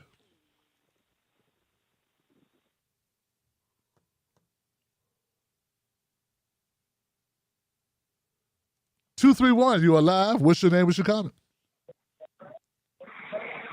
Good evening, Tim Black. How are you doing tonight? This is Abigail's dad from up here in Michigan, fresh off the lake for more ice fishing there. We're hanging in there. All right. I need your help. I just can't figure it out. I've been watching, paying attention to the Ukraine, watching all that stuff. You know, last time we talked, we went to Nord Stream, follow the money. There's just something more there. I don't know what it is, but there is just something more. There's nothing to win over there. This is over. I mean, it's a matter of time. we're not going to war there with them. The Ukrainians can't win, but somehow we're involved.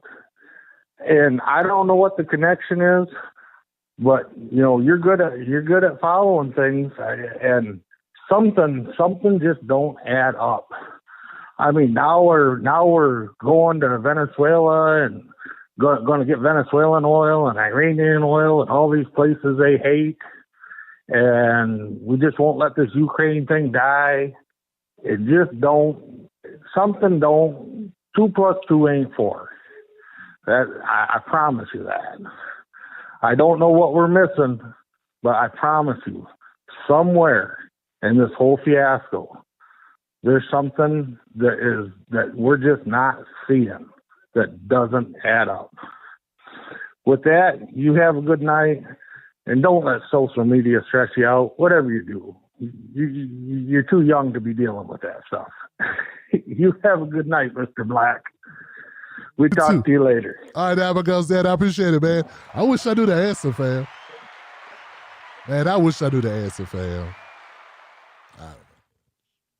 Brother, I don't have no idea. This is what I tell people, right? I say, you know what? There's so much misinformation. There's so many different narratives. I mean, I tell people all the time, I say, look at how we paint. Look how media can paint a child that you don't even ask the person that shot the child. You don't even ask, has that person been drug tested? Is that person a domestic abuser? Does that person have a history of violence? No questions asked. They just tell you the child had a run-in with the law before, had a ticket, got into a fight, and people buy it. Guess the cop had to kill him. I guess that's what he had to do. We buy narratives that are hand that's picked, as nice, as tidy. We don't consider. I mean, think of all the stuff we found out. Would anyone would have believed that George Floyd, someone sat on his neck for almost 10 minutes? No one would have believed that. In fact, all the cops on the stage, every cop that was there went along with a report that said he mysteriously died, just collapsed. No one knew what happened.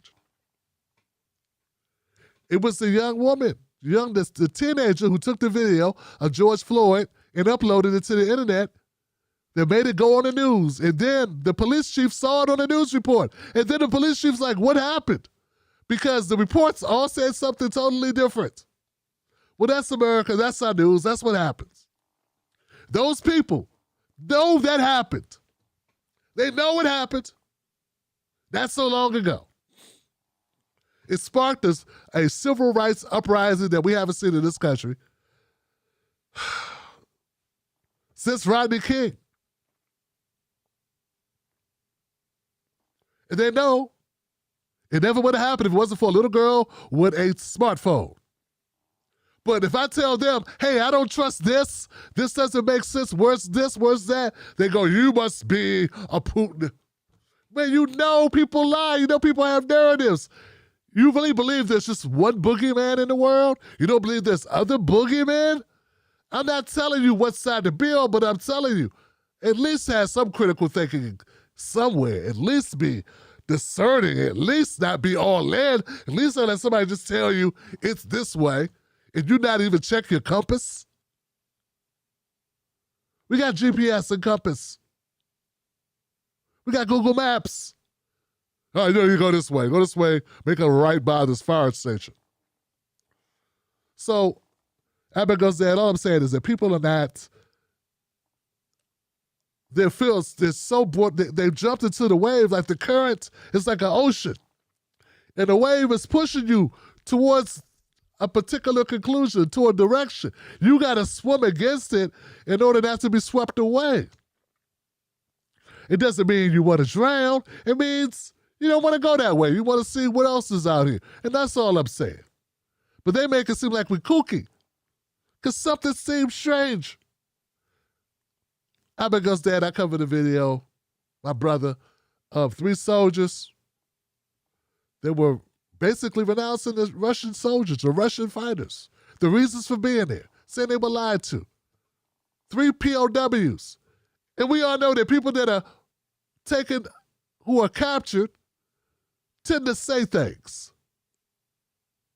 Or could be coerced to say things. We got people going, that's impossible. It seems authentic to me. Yeah, maybe it's supposed to seem authentic because somebody might get killed after the show. Not possible, huh? It's not possible that people that are prisoners of war would say things that their captives might want them to say in front of news cameras. Not possible for me to think that. No, Tim sounds like he's a Putin supporter. For even raising the question like, why are you having POWs talk? Isn't that against rules? Yeah, it's against the Geneva Convention. You can't have people force confessions or... But to bring it up means that you support Putin. Can't mean that you just think, hey, this is weird. I'm going to go to the next call, Abigail's there, but I appreciate you calling that, brother. I appreciate it. Wish I had answers, man. All I'm saying is we live in crazy times, and I tell you, Johnson, when you tell me I can't ask questions, when you tell me I can't even, like, pause, that makes me more suspicious. Because I'm hard-headed, man. I'm stubborn. You can't tell me you don't have a right to ask.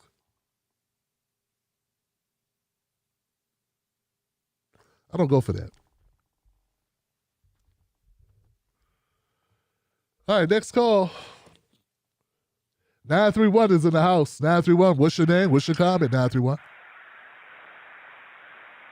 Hey, Tim, this is Brandon from St. Louis. I want to ask you a question. Do you know what the percentage of white Europeans are on planet Earth? Nah, not off the top of the head, Johnson. What is the percentage of white Europeans? Oh, it's about like 11-12%. Okay, and they're about to kill each other right now.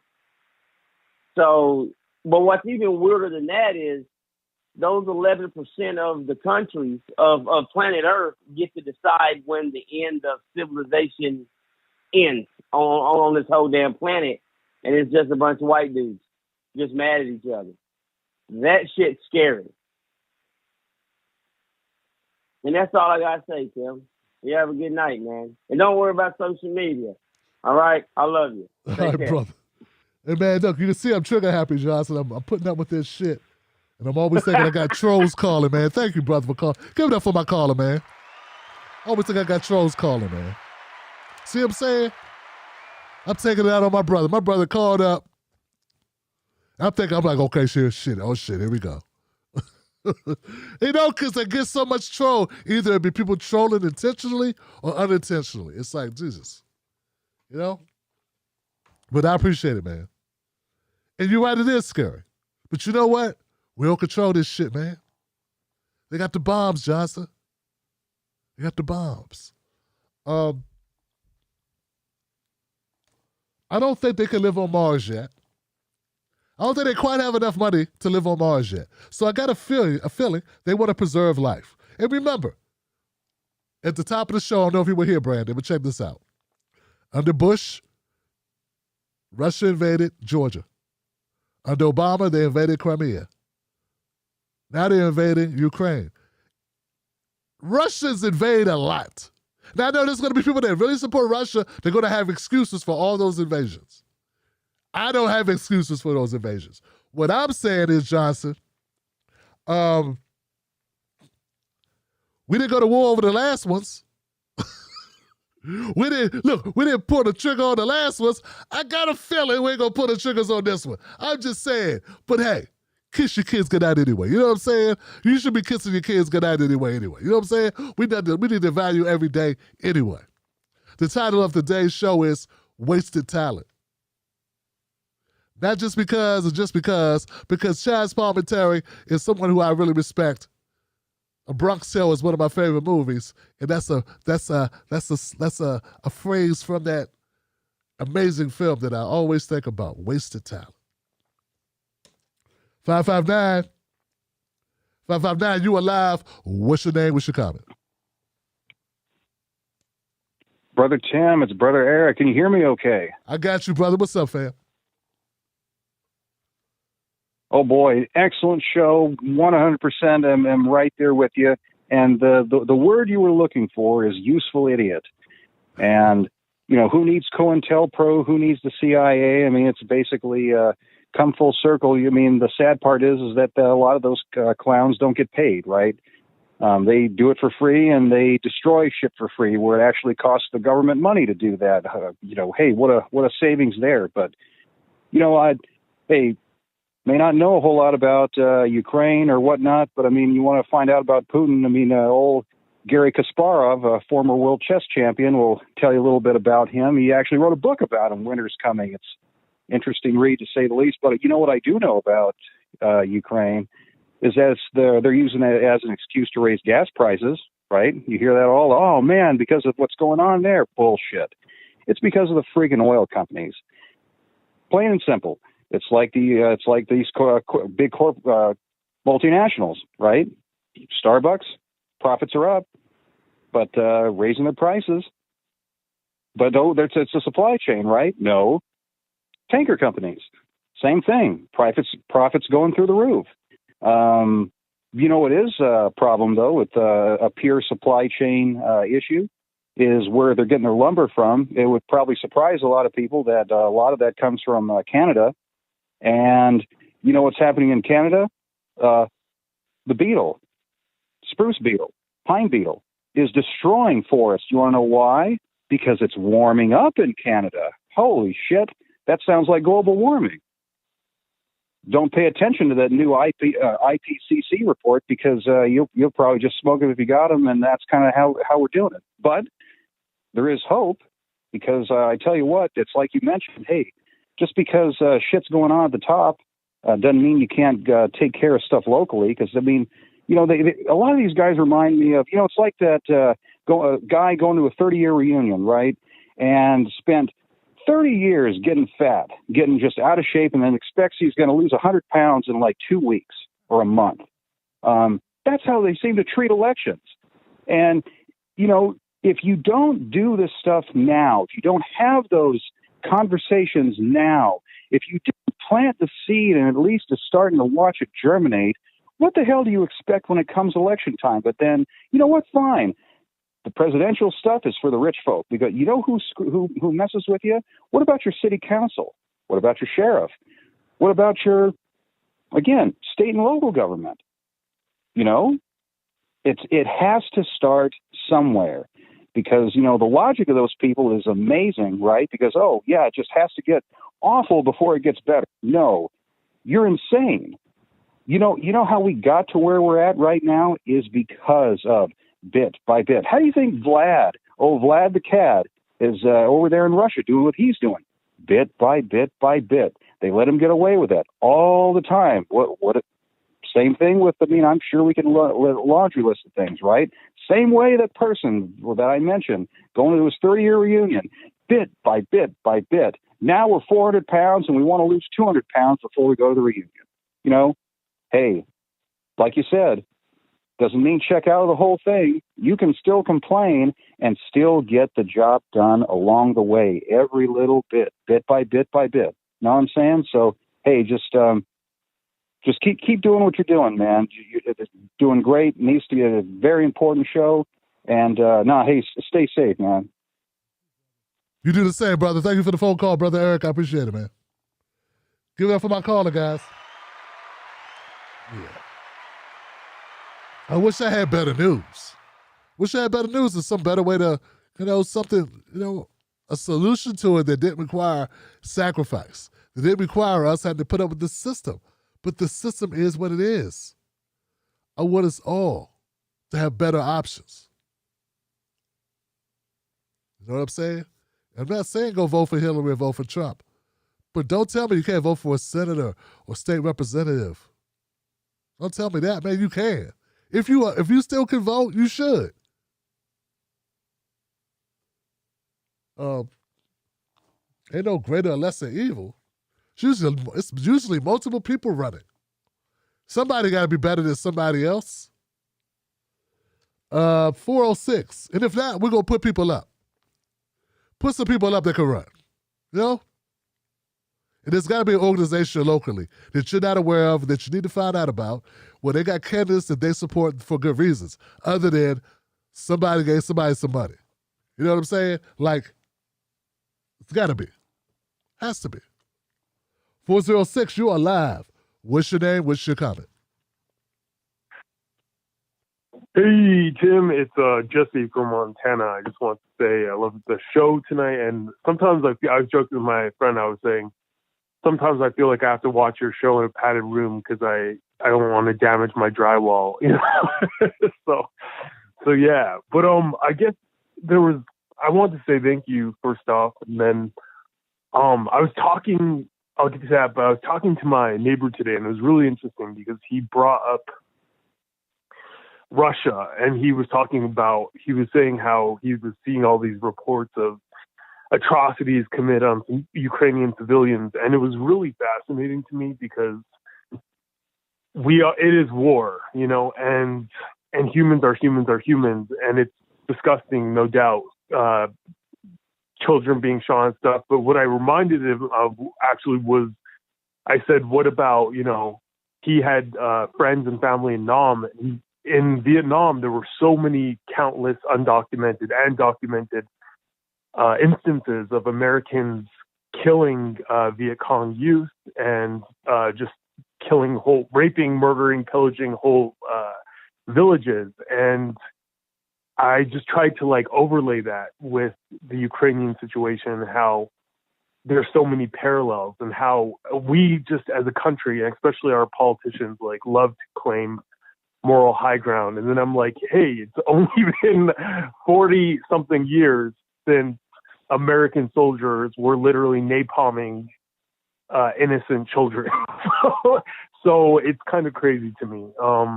And the second thing I want to say thanks about was just about morality. And I had called in once and talked about freaking the Vanguard and these 20-year-old kids, you know, and you really kind of brought to light something for me, which is, everybody has opinions. They're like assholes. We know this. But also, when it comes to news sources that you ingest from independent media, really so many of the people that say they're on the left are there to cash the check, you know, in the worst way possible. And I was thinking about it, and I was just like, the Vanguard, I mean, nothing against them. They have their own take and stuff, but they're a drama channel, and they're there to make drama and to feed off of it, literally. And so when that comes into the equation, when I see it, you kind of called that out a couple times ago, and I really appreciate that because it made me realize, as we are progressives on the left, we have to be very careful about what we ingest and what we're ingesting. And I'm much more cognizant, you know, of that as I get older, because it's a lot of these people, they're just here to, you know, stir up the fucking shit. They don't really have any sense of morality. They don't have any fucking moral code. They're not consistent, and they're the same people. They're Gayle King, you know, without the glasses. And I'm just you know, I'm fuck Gayle King. You know, she's disgusting, in my opinion, you know, goes wherever the wind is flying, you know, and couldn't really give a rat's ass about consistency, humanity, or anything else. It's about the check for them, and that's it. So I just want to say thank you, Tim, and have a great night. And I appreciate you, Johnson. Give it up for my caller, y'all. That's a great call. Thank you, brother. Jesse. Montana, y'all. Montana, the Midwest doing it. Look, guys, I'm not saying everybody has to be like me. You know, I'm crazy. You know, I'm at a point in my life where it is what it is. You know, maybe if I was 10 years younger and I had the fire that I had a couple years ago, before I saw this for what it was. A couple years ago, when some of you met me, I had all the fire in my belly. I didn't know the system. I didn't know about all the corruption to the extent I know it now. I didn't know the price you have to pay. You know what I'm saying? Now it's a different story. It's like, look what I got myself into.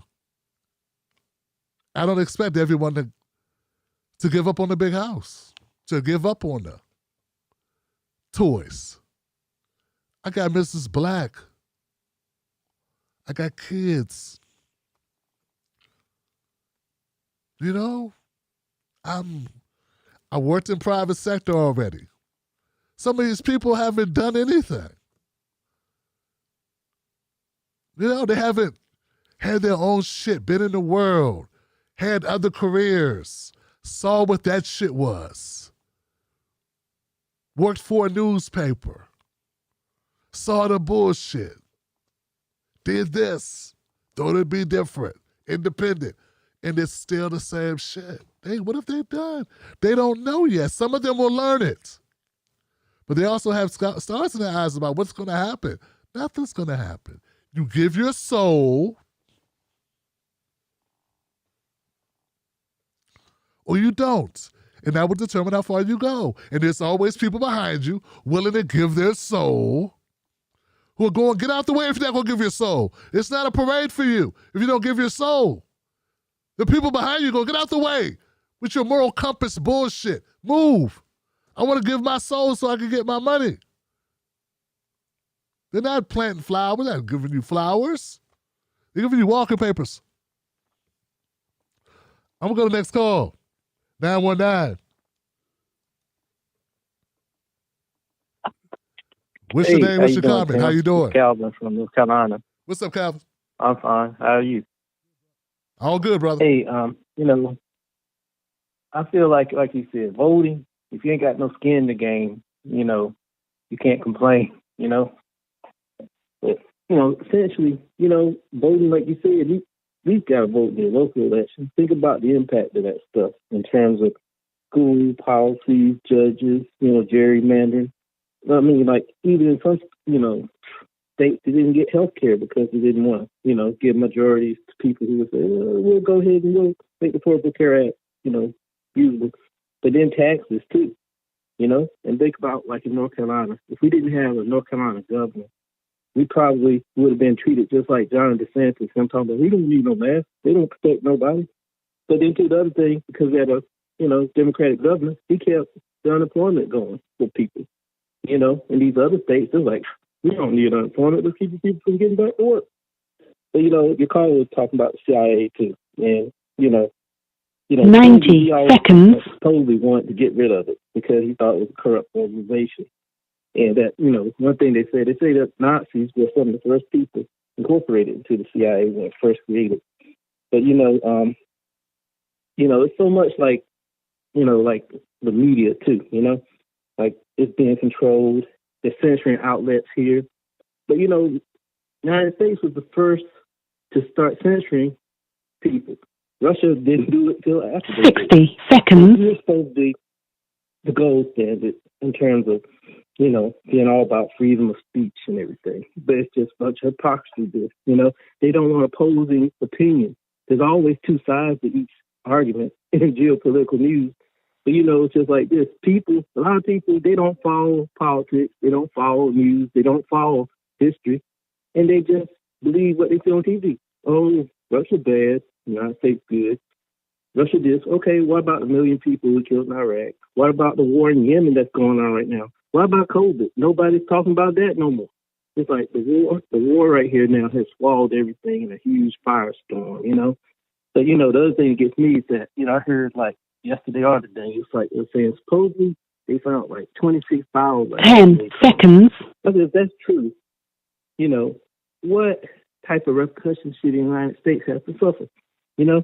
And supposedly in 2008, the United States was trying to help them handle some bacterial material. I don't know if that's totally true. I mean, I'm just reading what I see. But you never know, because when people do stuff, if they're doing something corrupt or crooked, they're not going to do it in broad daylight and say, yeah, I did that, you know. But my thing is this, these people should be able to get information without it being, you know, not having access to it. And then shutting down journalists and stuff like that and shutting down stations. I'm like, it just shows that the rich have so much power that they can just control you.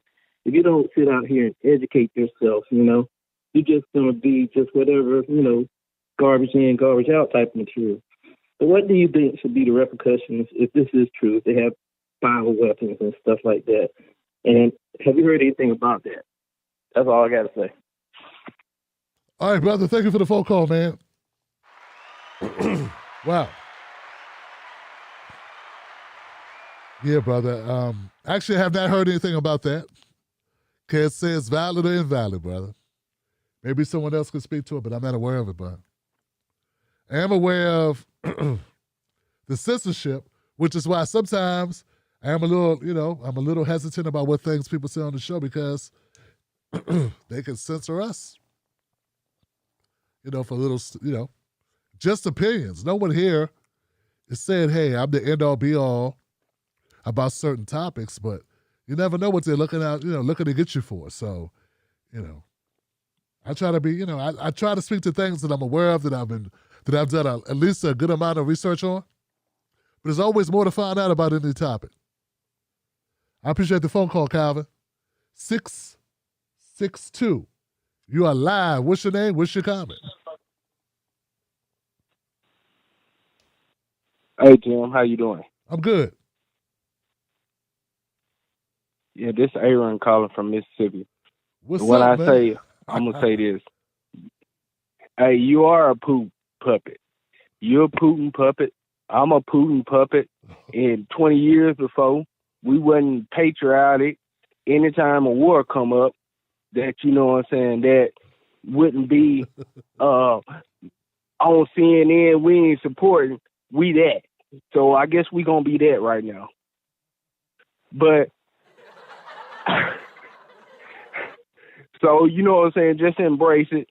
20 years from now, we will be, the people that were saying the right thing, and all the people that were saying that we was this and we was that, they gonna be the wrong, but they'll still be there because, the ones that was, the original people that were standing up for people in America, they not here no more. They got rid of them. So, my thing is that I'm looking at the gas prices in Mississippi. Mississippi gas prices always been low. Always been low. Whenever gas prices in other states was high, I was always low. But in 1 week, our gas price ran up to $4 a gallon. Now, I heard one person said it was $4 in Boston, and I just took my sister to the airport yesterday, and she was like, "What? $4 isn't in Florida, and our prices here." She was like shocked, and I said, "You know what?" I started thinking to myself. I said, "You know what he gonna do? He gonna put that gas price all across the board. No matter if you use gas a lot in different states, if your population low, your gas price gonna be all the same because it got to even out." So that's what I'm thinking, that, our prices, no matter what state you live in, it's going to be the same. Because if you looked at Trump, during the pandemic, our gas should have been 99 cents a gallon because they couldn't get rid of it. It was sitting right there at the coast, so they couldn't sell it. So, the thing I was thinking about, it got to be socialism. It was socialism, because they took our tax dollars and kept the oil companies afloat to the point where, gas didn't go down $2 a gallon, because at that time it was around $2 and something a gallon here. I don't know where it was there, but it stayed at a rate that it didn't lower. So I'm saying that gas is not fit to go back down. Once it get to where it's at, even though this war may end tomorrow, gas is not going to go back down to what we remember it was before. So, this is all profit, no matter how it ends up. Russia winning or we winning, everybody win at the top. because socialism is at the top. Capitalism is for us. We middle class. You know what I'm saying? We don't get the benefits of our tax dollars. Our tax dollars don't go to us. It goes to them. You know, and I was remembering when you were saying about maybe when y'all had a casino, and the casino, and it's supposed to have been this money that went to your roads and stuff like that. The same thing here. We finally passed a lottery. So it's supposed to went to the teachers, it's supposed to went to the roads and stuff like that. What they did, they took that money out that we was already paying in taxes, and they replaced it with the lottery. So lottery go up, down, stuff like that. We still at the same place. Teachers don't get paid the same amount, and our roads are still crackly and stuff like that. So it's not going to change for us like us. So when I think about what's going on over there, it's just a money grab. It's just a money grab for them over here, because our life is going to get worse. Gas is already getting worse. In 1 week, gas went up to $4. And we get paid like $15 an hour. Oh, you living it. If you getting paid $15 an hour, you in there. If you find a job that's $19 an hour, you most definitely, like, you turning heads. You know what I'm saying? You ain't turning heads no more. So the people that's working at McDonald's, they not going to make it. I had to quit my job, which I was delivering and stuff like that, and I was making a nice wage. But the way gas is, I can't work that job no more. And even the job that I'm working now, you know what I'm saying, majority of it is fit to go to gas. So things are not changing for us. And by Joe Biden saying what he's saying, and I'm not saying that Republicans are better, because once they get up in there, they're not going to change nothing. You know what I'm saying? The Democrats pass the laws, and the Republicans, they enforce it. And then when they enforce the laws that the Democrats pass that's bad for us, they just point the finger at, look, the Republicans did it. No, it was the Democrats that passed the law, and now they enforcing it. So, you know what I'm saying? It's no win-win with any of those parties.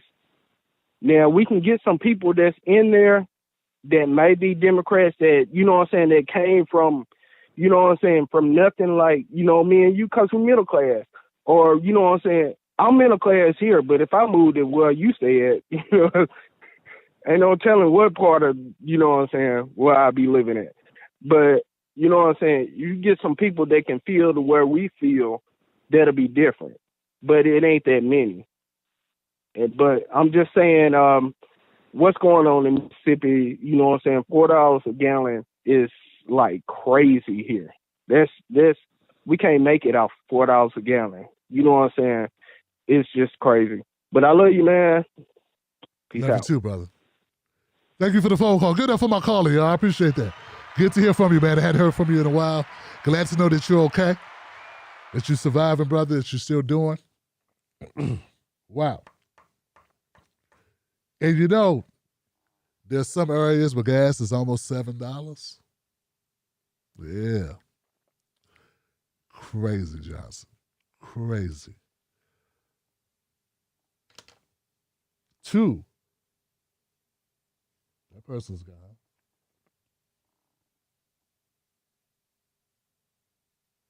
312. 312, you're live. How you doing? Hey, Tim. It's Tony from Illinois again. Tony in the house. What's up, Tony? I wanted to talk about Joe Biden and these poll numbers. Now, for some reason, every time a president gives a State of the Union address, their poll numbers go up because people see him give a speech, and they love a president giving a good speech. They don't seem to matter to them that that's really scripted and is somewhat applause that's planned. They just love a good speech. That's all it takes for some people to like a president. And you mentioned the oil before.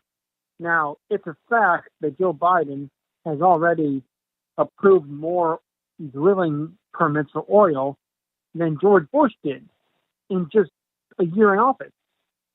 So why does he have to ban oil from Russia if he's drilling for oil here in America? It doesn't make sense. That's why I think it's just virtue signaling. Doesn't do anything. And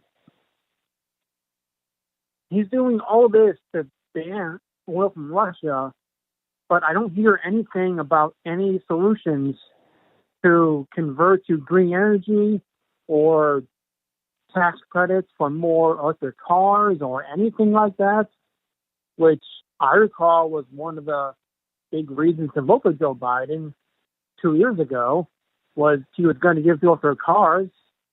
That was Mayor Pete's thing. What happened to that? We could use electric cars right now. It's a little bit of a much better system.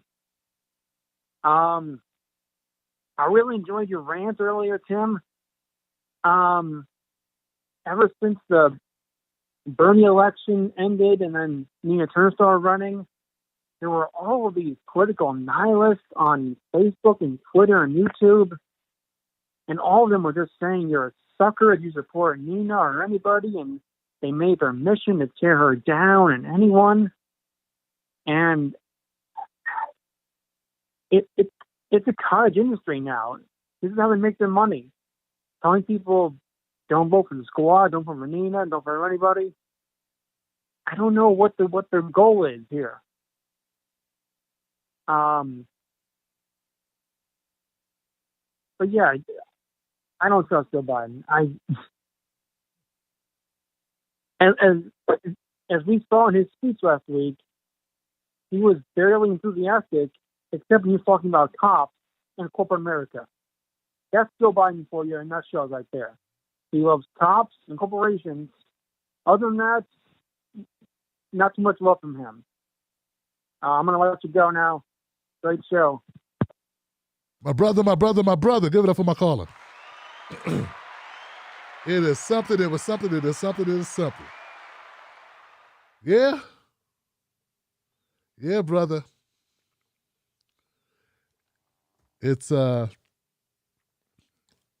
just amazing how when we brought it up that this wave was coming. And at one time, brother, I felt like I was someone in this movement that had a voice and that I had an obligation to speak up. And I quickly was put in my place. And it is what it is. It is what it is. But yeah, these people forgot, I don't know. When it's race and class, and then when it's class, they go with the class. They go with the upper class. Yeah. Amazing. But people have changed their tune all of a sudden. Now they're supporting, some people are supporting Democrats. It is what it is. It is what it is, Johnson. Oh, God. David Melford, man. David Melford.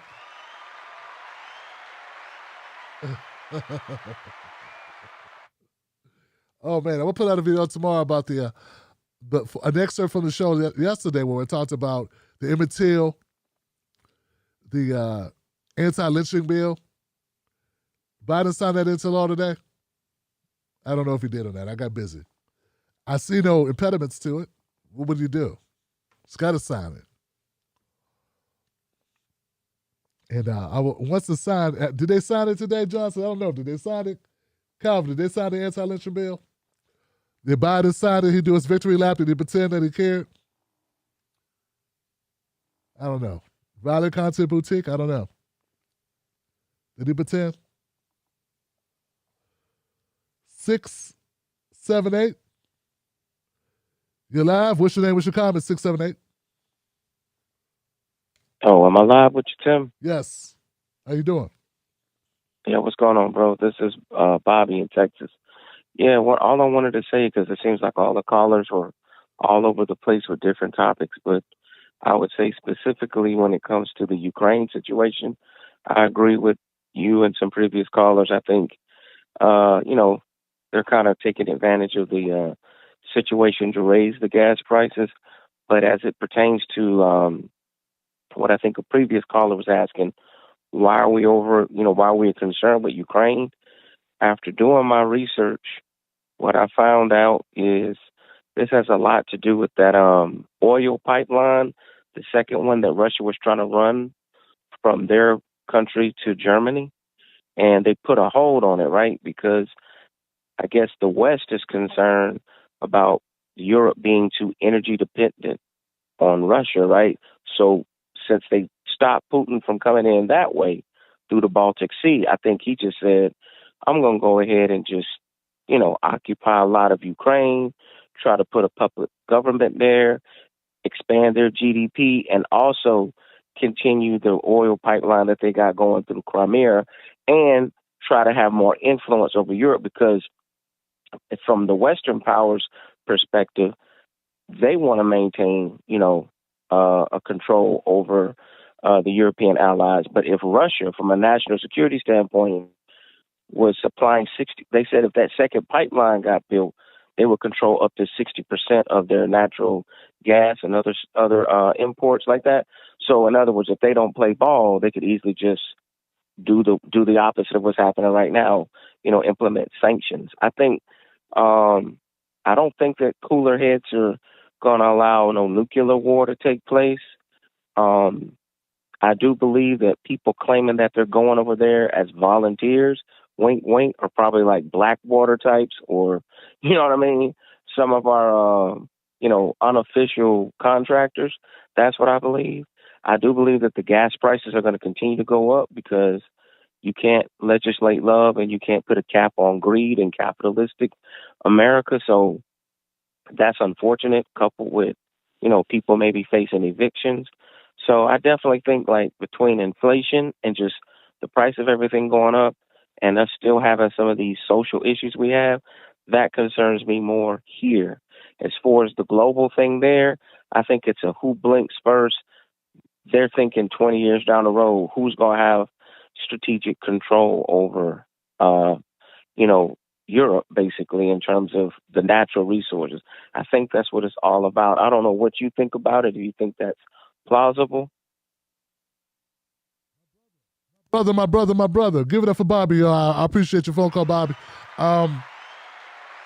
Yeah, I've heard the pipeline. I heard the theory about the pipelines being the influencer. I heard the theory of NATO being another issue, and the reliance of NATO and the expansion of NATO and its encroachment on Russia and their position with that. So there's a couple of theories out there. Hey, it's a coin toss. I really don't know what's more plausible. I do find it suspicious. Did they say Americans are volunteering to go to Ukraine? Regular working Americans are volunteering to go to Ukraine to fight. Seems a little strange. I wonder what they would call Americans who went to fight in Afghanistan, to help Afghanistan. Or if we went to fight to help Yemenis people. Went to Yemen to fight. I mean, I guess, I don't even know if that's a fight, More like a slaughter. Wonder what we would call those people. I don't know, man. And this is why people say, Tim, what is it about you in international politics? I don't know who to trust. When I look, I'm always, whenever there's a cop shooting, whenever there's a stabbing, when there's a domestic, when there's a Karen, when there's a race, a political race, when Claiborne rears his head and says, I am the most progressive. I know, Exactly. But when you start talking about news entities, I got to rely on news people to tell me what's going on in the country. I can't see. I don't have callers in. It starts becoming theory. Then they start smearing you if you don't have the same take that they have. Now you're not even an American. You're against America. You're some weird thing. You're anti-this, anti-American because... So it's always, it may be different for viewership, but for people that create content, and this is your livelihood, this is how you live, it becomes very, very difficult. And then you want to put out quality information. You don't want to just tell people information or give information that may or may not be as sound as it could be, and you really don't know the validity. And everything is still subject to the sources that we get it from. So Brother Bobby, I always try to come in and keep myself grounded by saying, I'm grounded in being a humanitarian. I'm grounded in the preservation of life. I'm grounded in that. And peace is how, what we look for. I listen to brothers like Ajamu Baraka. I listen to his take with more of a globalist perspective. And I encourage folks to check out Ajamu because I know that he's a brother that's willing, he's paid the price to be the boss. There it is. Plain and simple, he's paid the price to be the boss. And that takes balls. Yeah. All right, guys, that's all I got. I want to thank everybody that called in tonight. I appreciate you calling in tonight. It's been great. I'm going to go to the comment section and read the comments. What's up, people? What is up, Johnsons? Context matters. Much love, much respect. Always remember, I am somebody. I am somebody. Somebody. Hello, somebody. Context says, hello, somebody. Sheldon Hughes says, salute, Brother Tim and Wolfpack family. Reparations cut the check. Context matters. So if nothing matters, if our ancestors took the same attitude, where would we be today? Just saying. And that's exactly... I understand frustration. I understand where we are. I get that, man. I totally get it, Context. I know you get it, brother. I know there's times you gotta walk away for a minute, take a breath, get a breather. You know what I'm saying? But to walk away and never come back, to tell others to walk away, just not my mode of operation, Johnson. Not my mode of operation. Who would have thought that the federal government would rescind voting rights, that would neuter the Voting Rights Act, revert it to states, and put us back to almost where we were? Who would have thought that?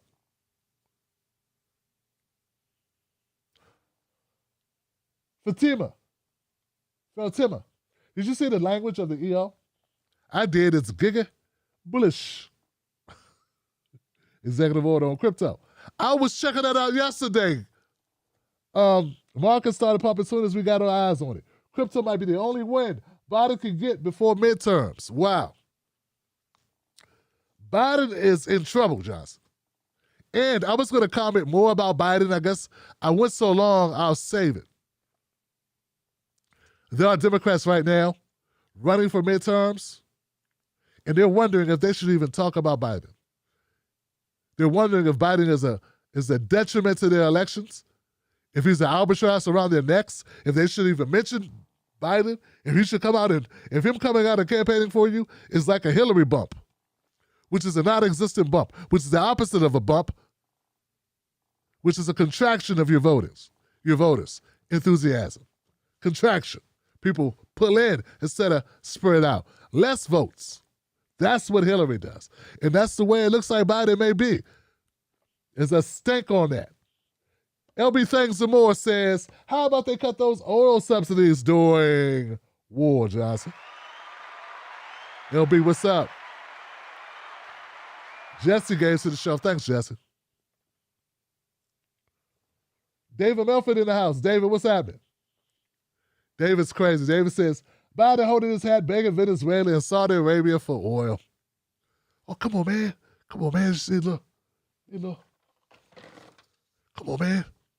Man, come on, man, just a little bit of oil. Got kids in the back. Kids want to be able to go play frisbee. Kids want to drive down and get some ice cream. Still get a little bit of ice cream. I'm serious. Some suburbs, a bit opposite. Come on, man. Keith Weston, my good brother TB. Time really just goes so fast. Just thinking seeing an Xbox being destroyed is how our bond started, Johnson. Lord have. What? Joe. Keith. What? Oh, Keith. Keith Weston. Bruh.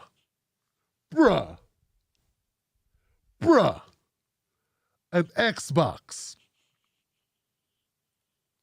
Man, you gonna make a brother, man. Come on now. Ladies and gentlemen, one of my first videos back in I used to do this show called Judge Tim Black. And in that story, and I would render these verdicts for regular type issues, things that happened. And I covered a story of a frustrated dad whose son did not make the grades that dad expected. And dad destroys his Xbox and his PS2. Yeah, it was a PS2, Johnson. It was a long time ago, Johnson. It may have been a PS3. I don't remember. It was a 2 or 3. But that Xbox One, man, oh my God. Keith Weston, man, you've been around for a long time. Man. Give a shout out to Keith Weston, man.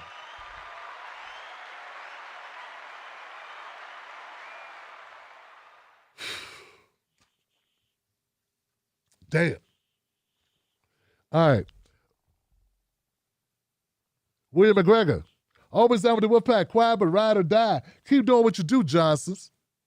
It's all good, man. I was thinking about what you said about how they come up with ways to take the money back. I get your point. They're doing it right now. I get your point, William. Hawaii. I get your point, Hawaii.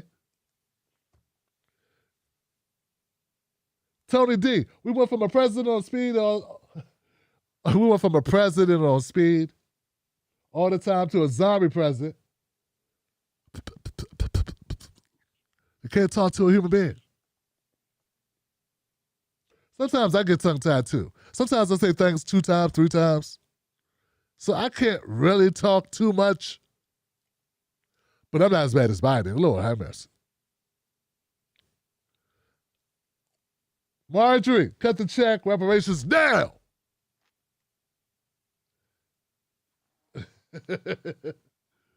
Yo.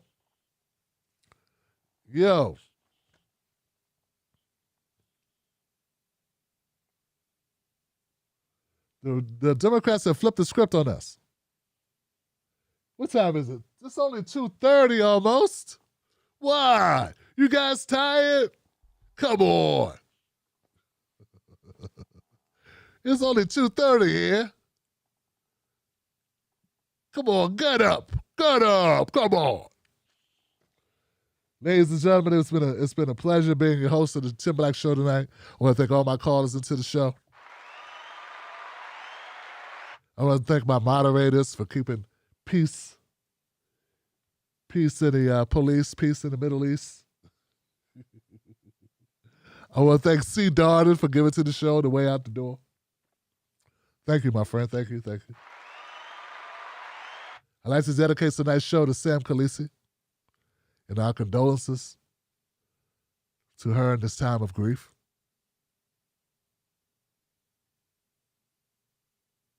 I know how it is. And with that, Johnsons, we'll be back. We will be back tomorrow with Pause with Tim Black. I hope you tune into it. And then Friday, we got the Freedom Friday show. And we do it all over again because we are fighters and we don't quit, Johnson. We do not quit. Remember, cut the check. Hashtag cut the check. Hashtag reparations now. Hashtag Medicare for all. Hashtag show us the money. Hashtag we would like a democracy, please.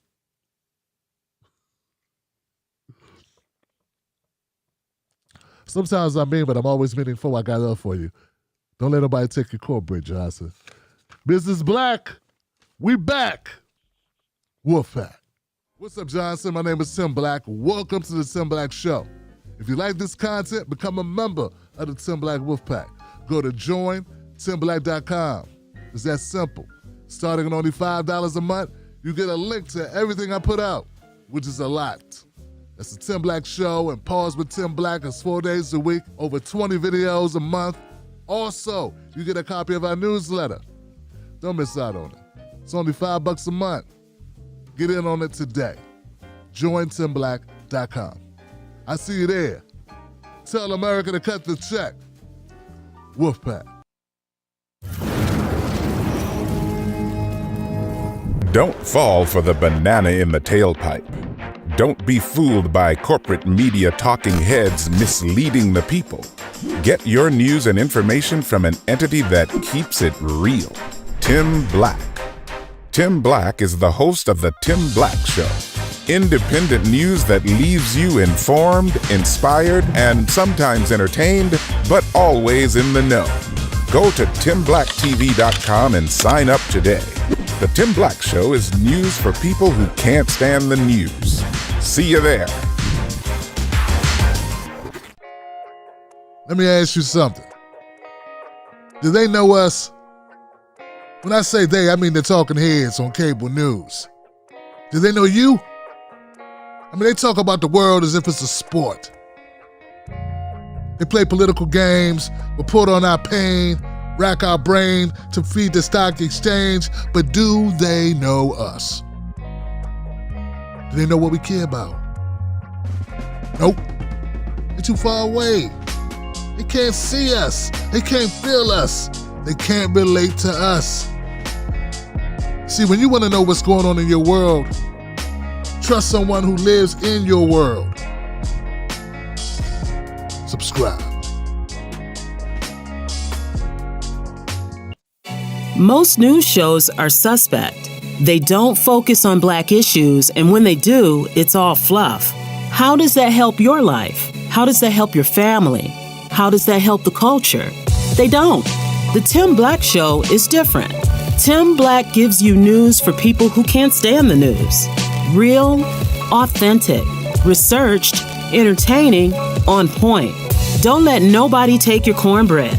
Visit www.timblacktv.com today. Get Black breaking news, politics, culture from someone you can trust. TimBlackTV.com. Join us today.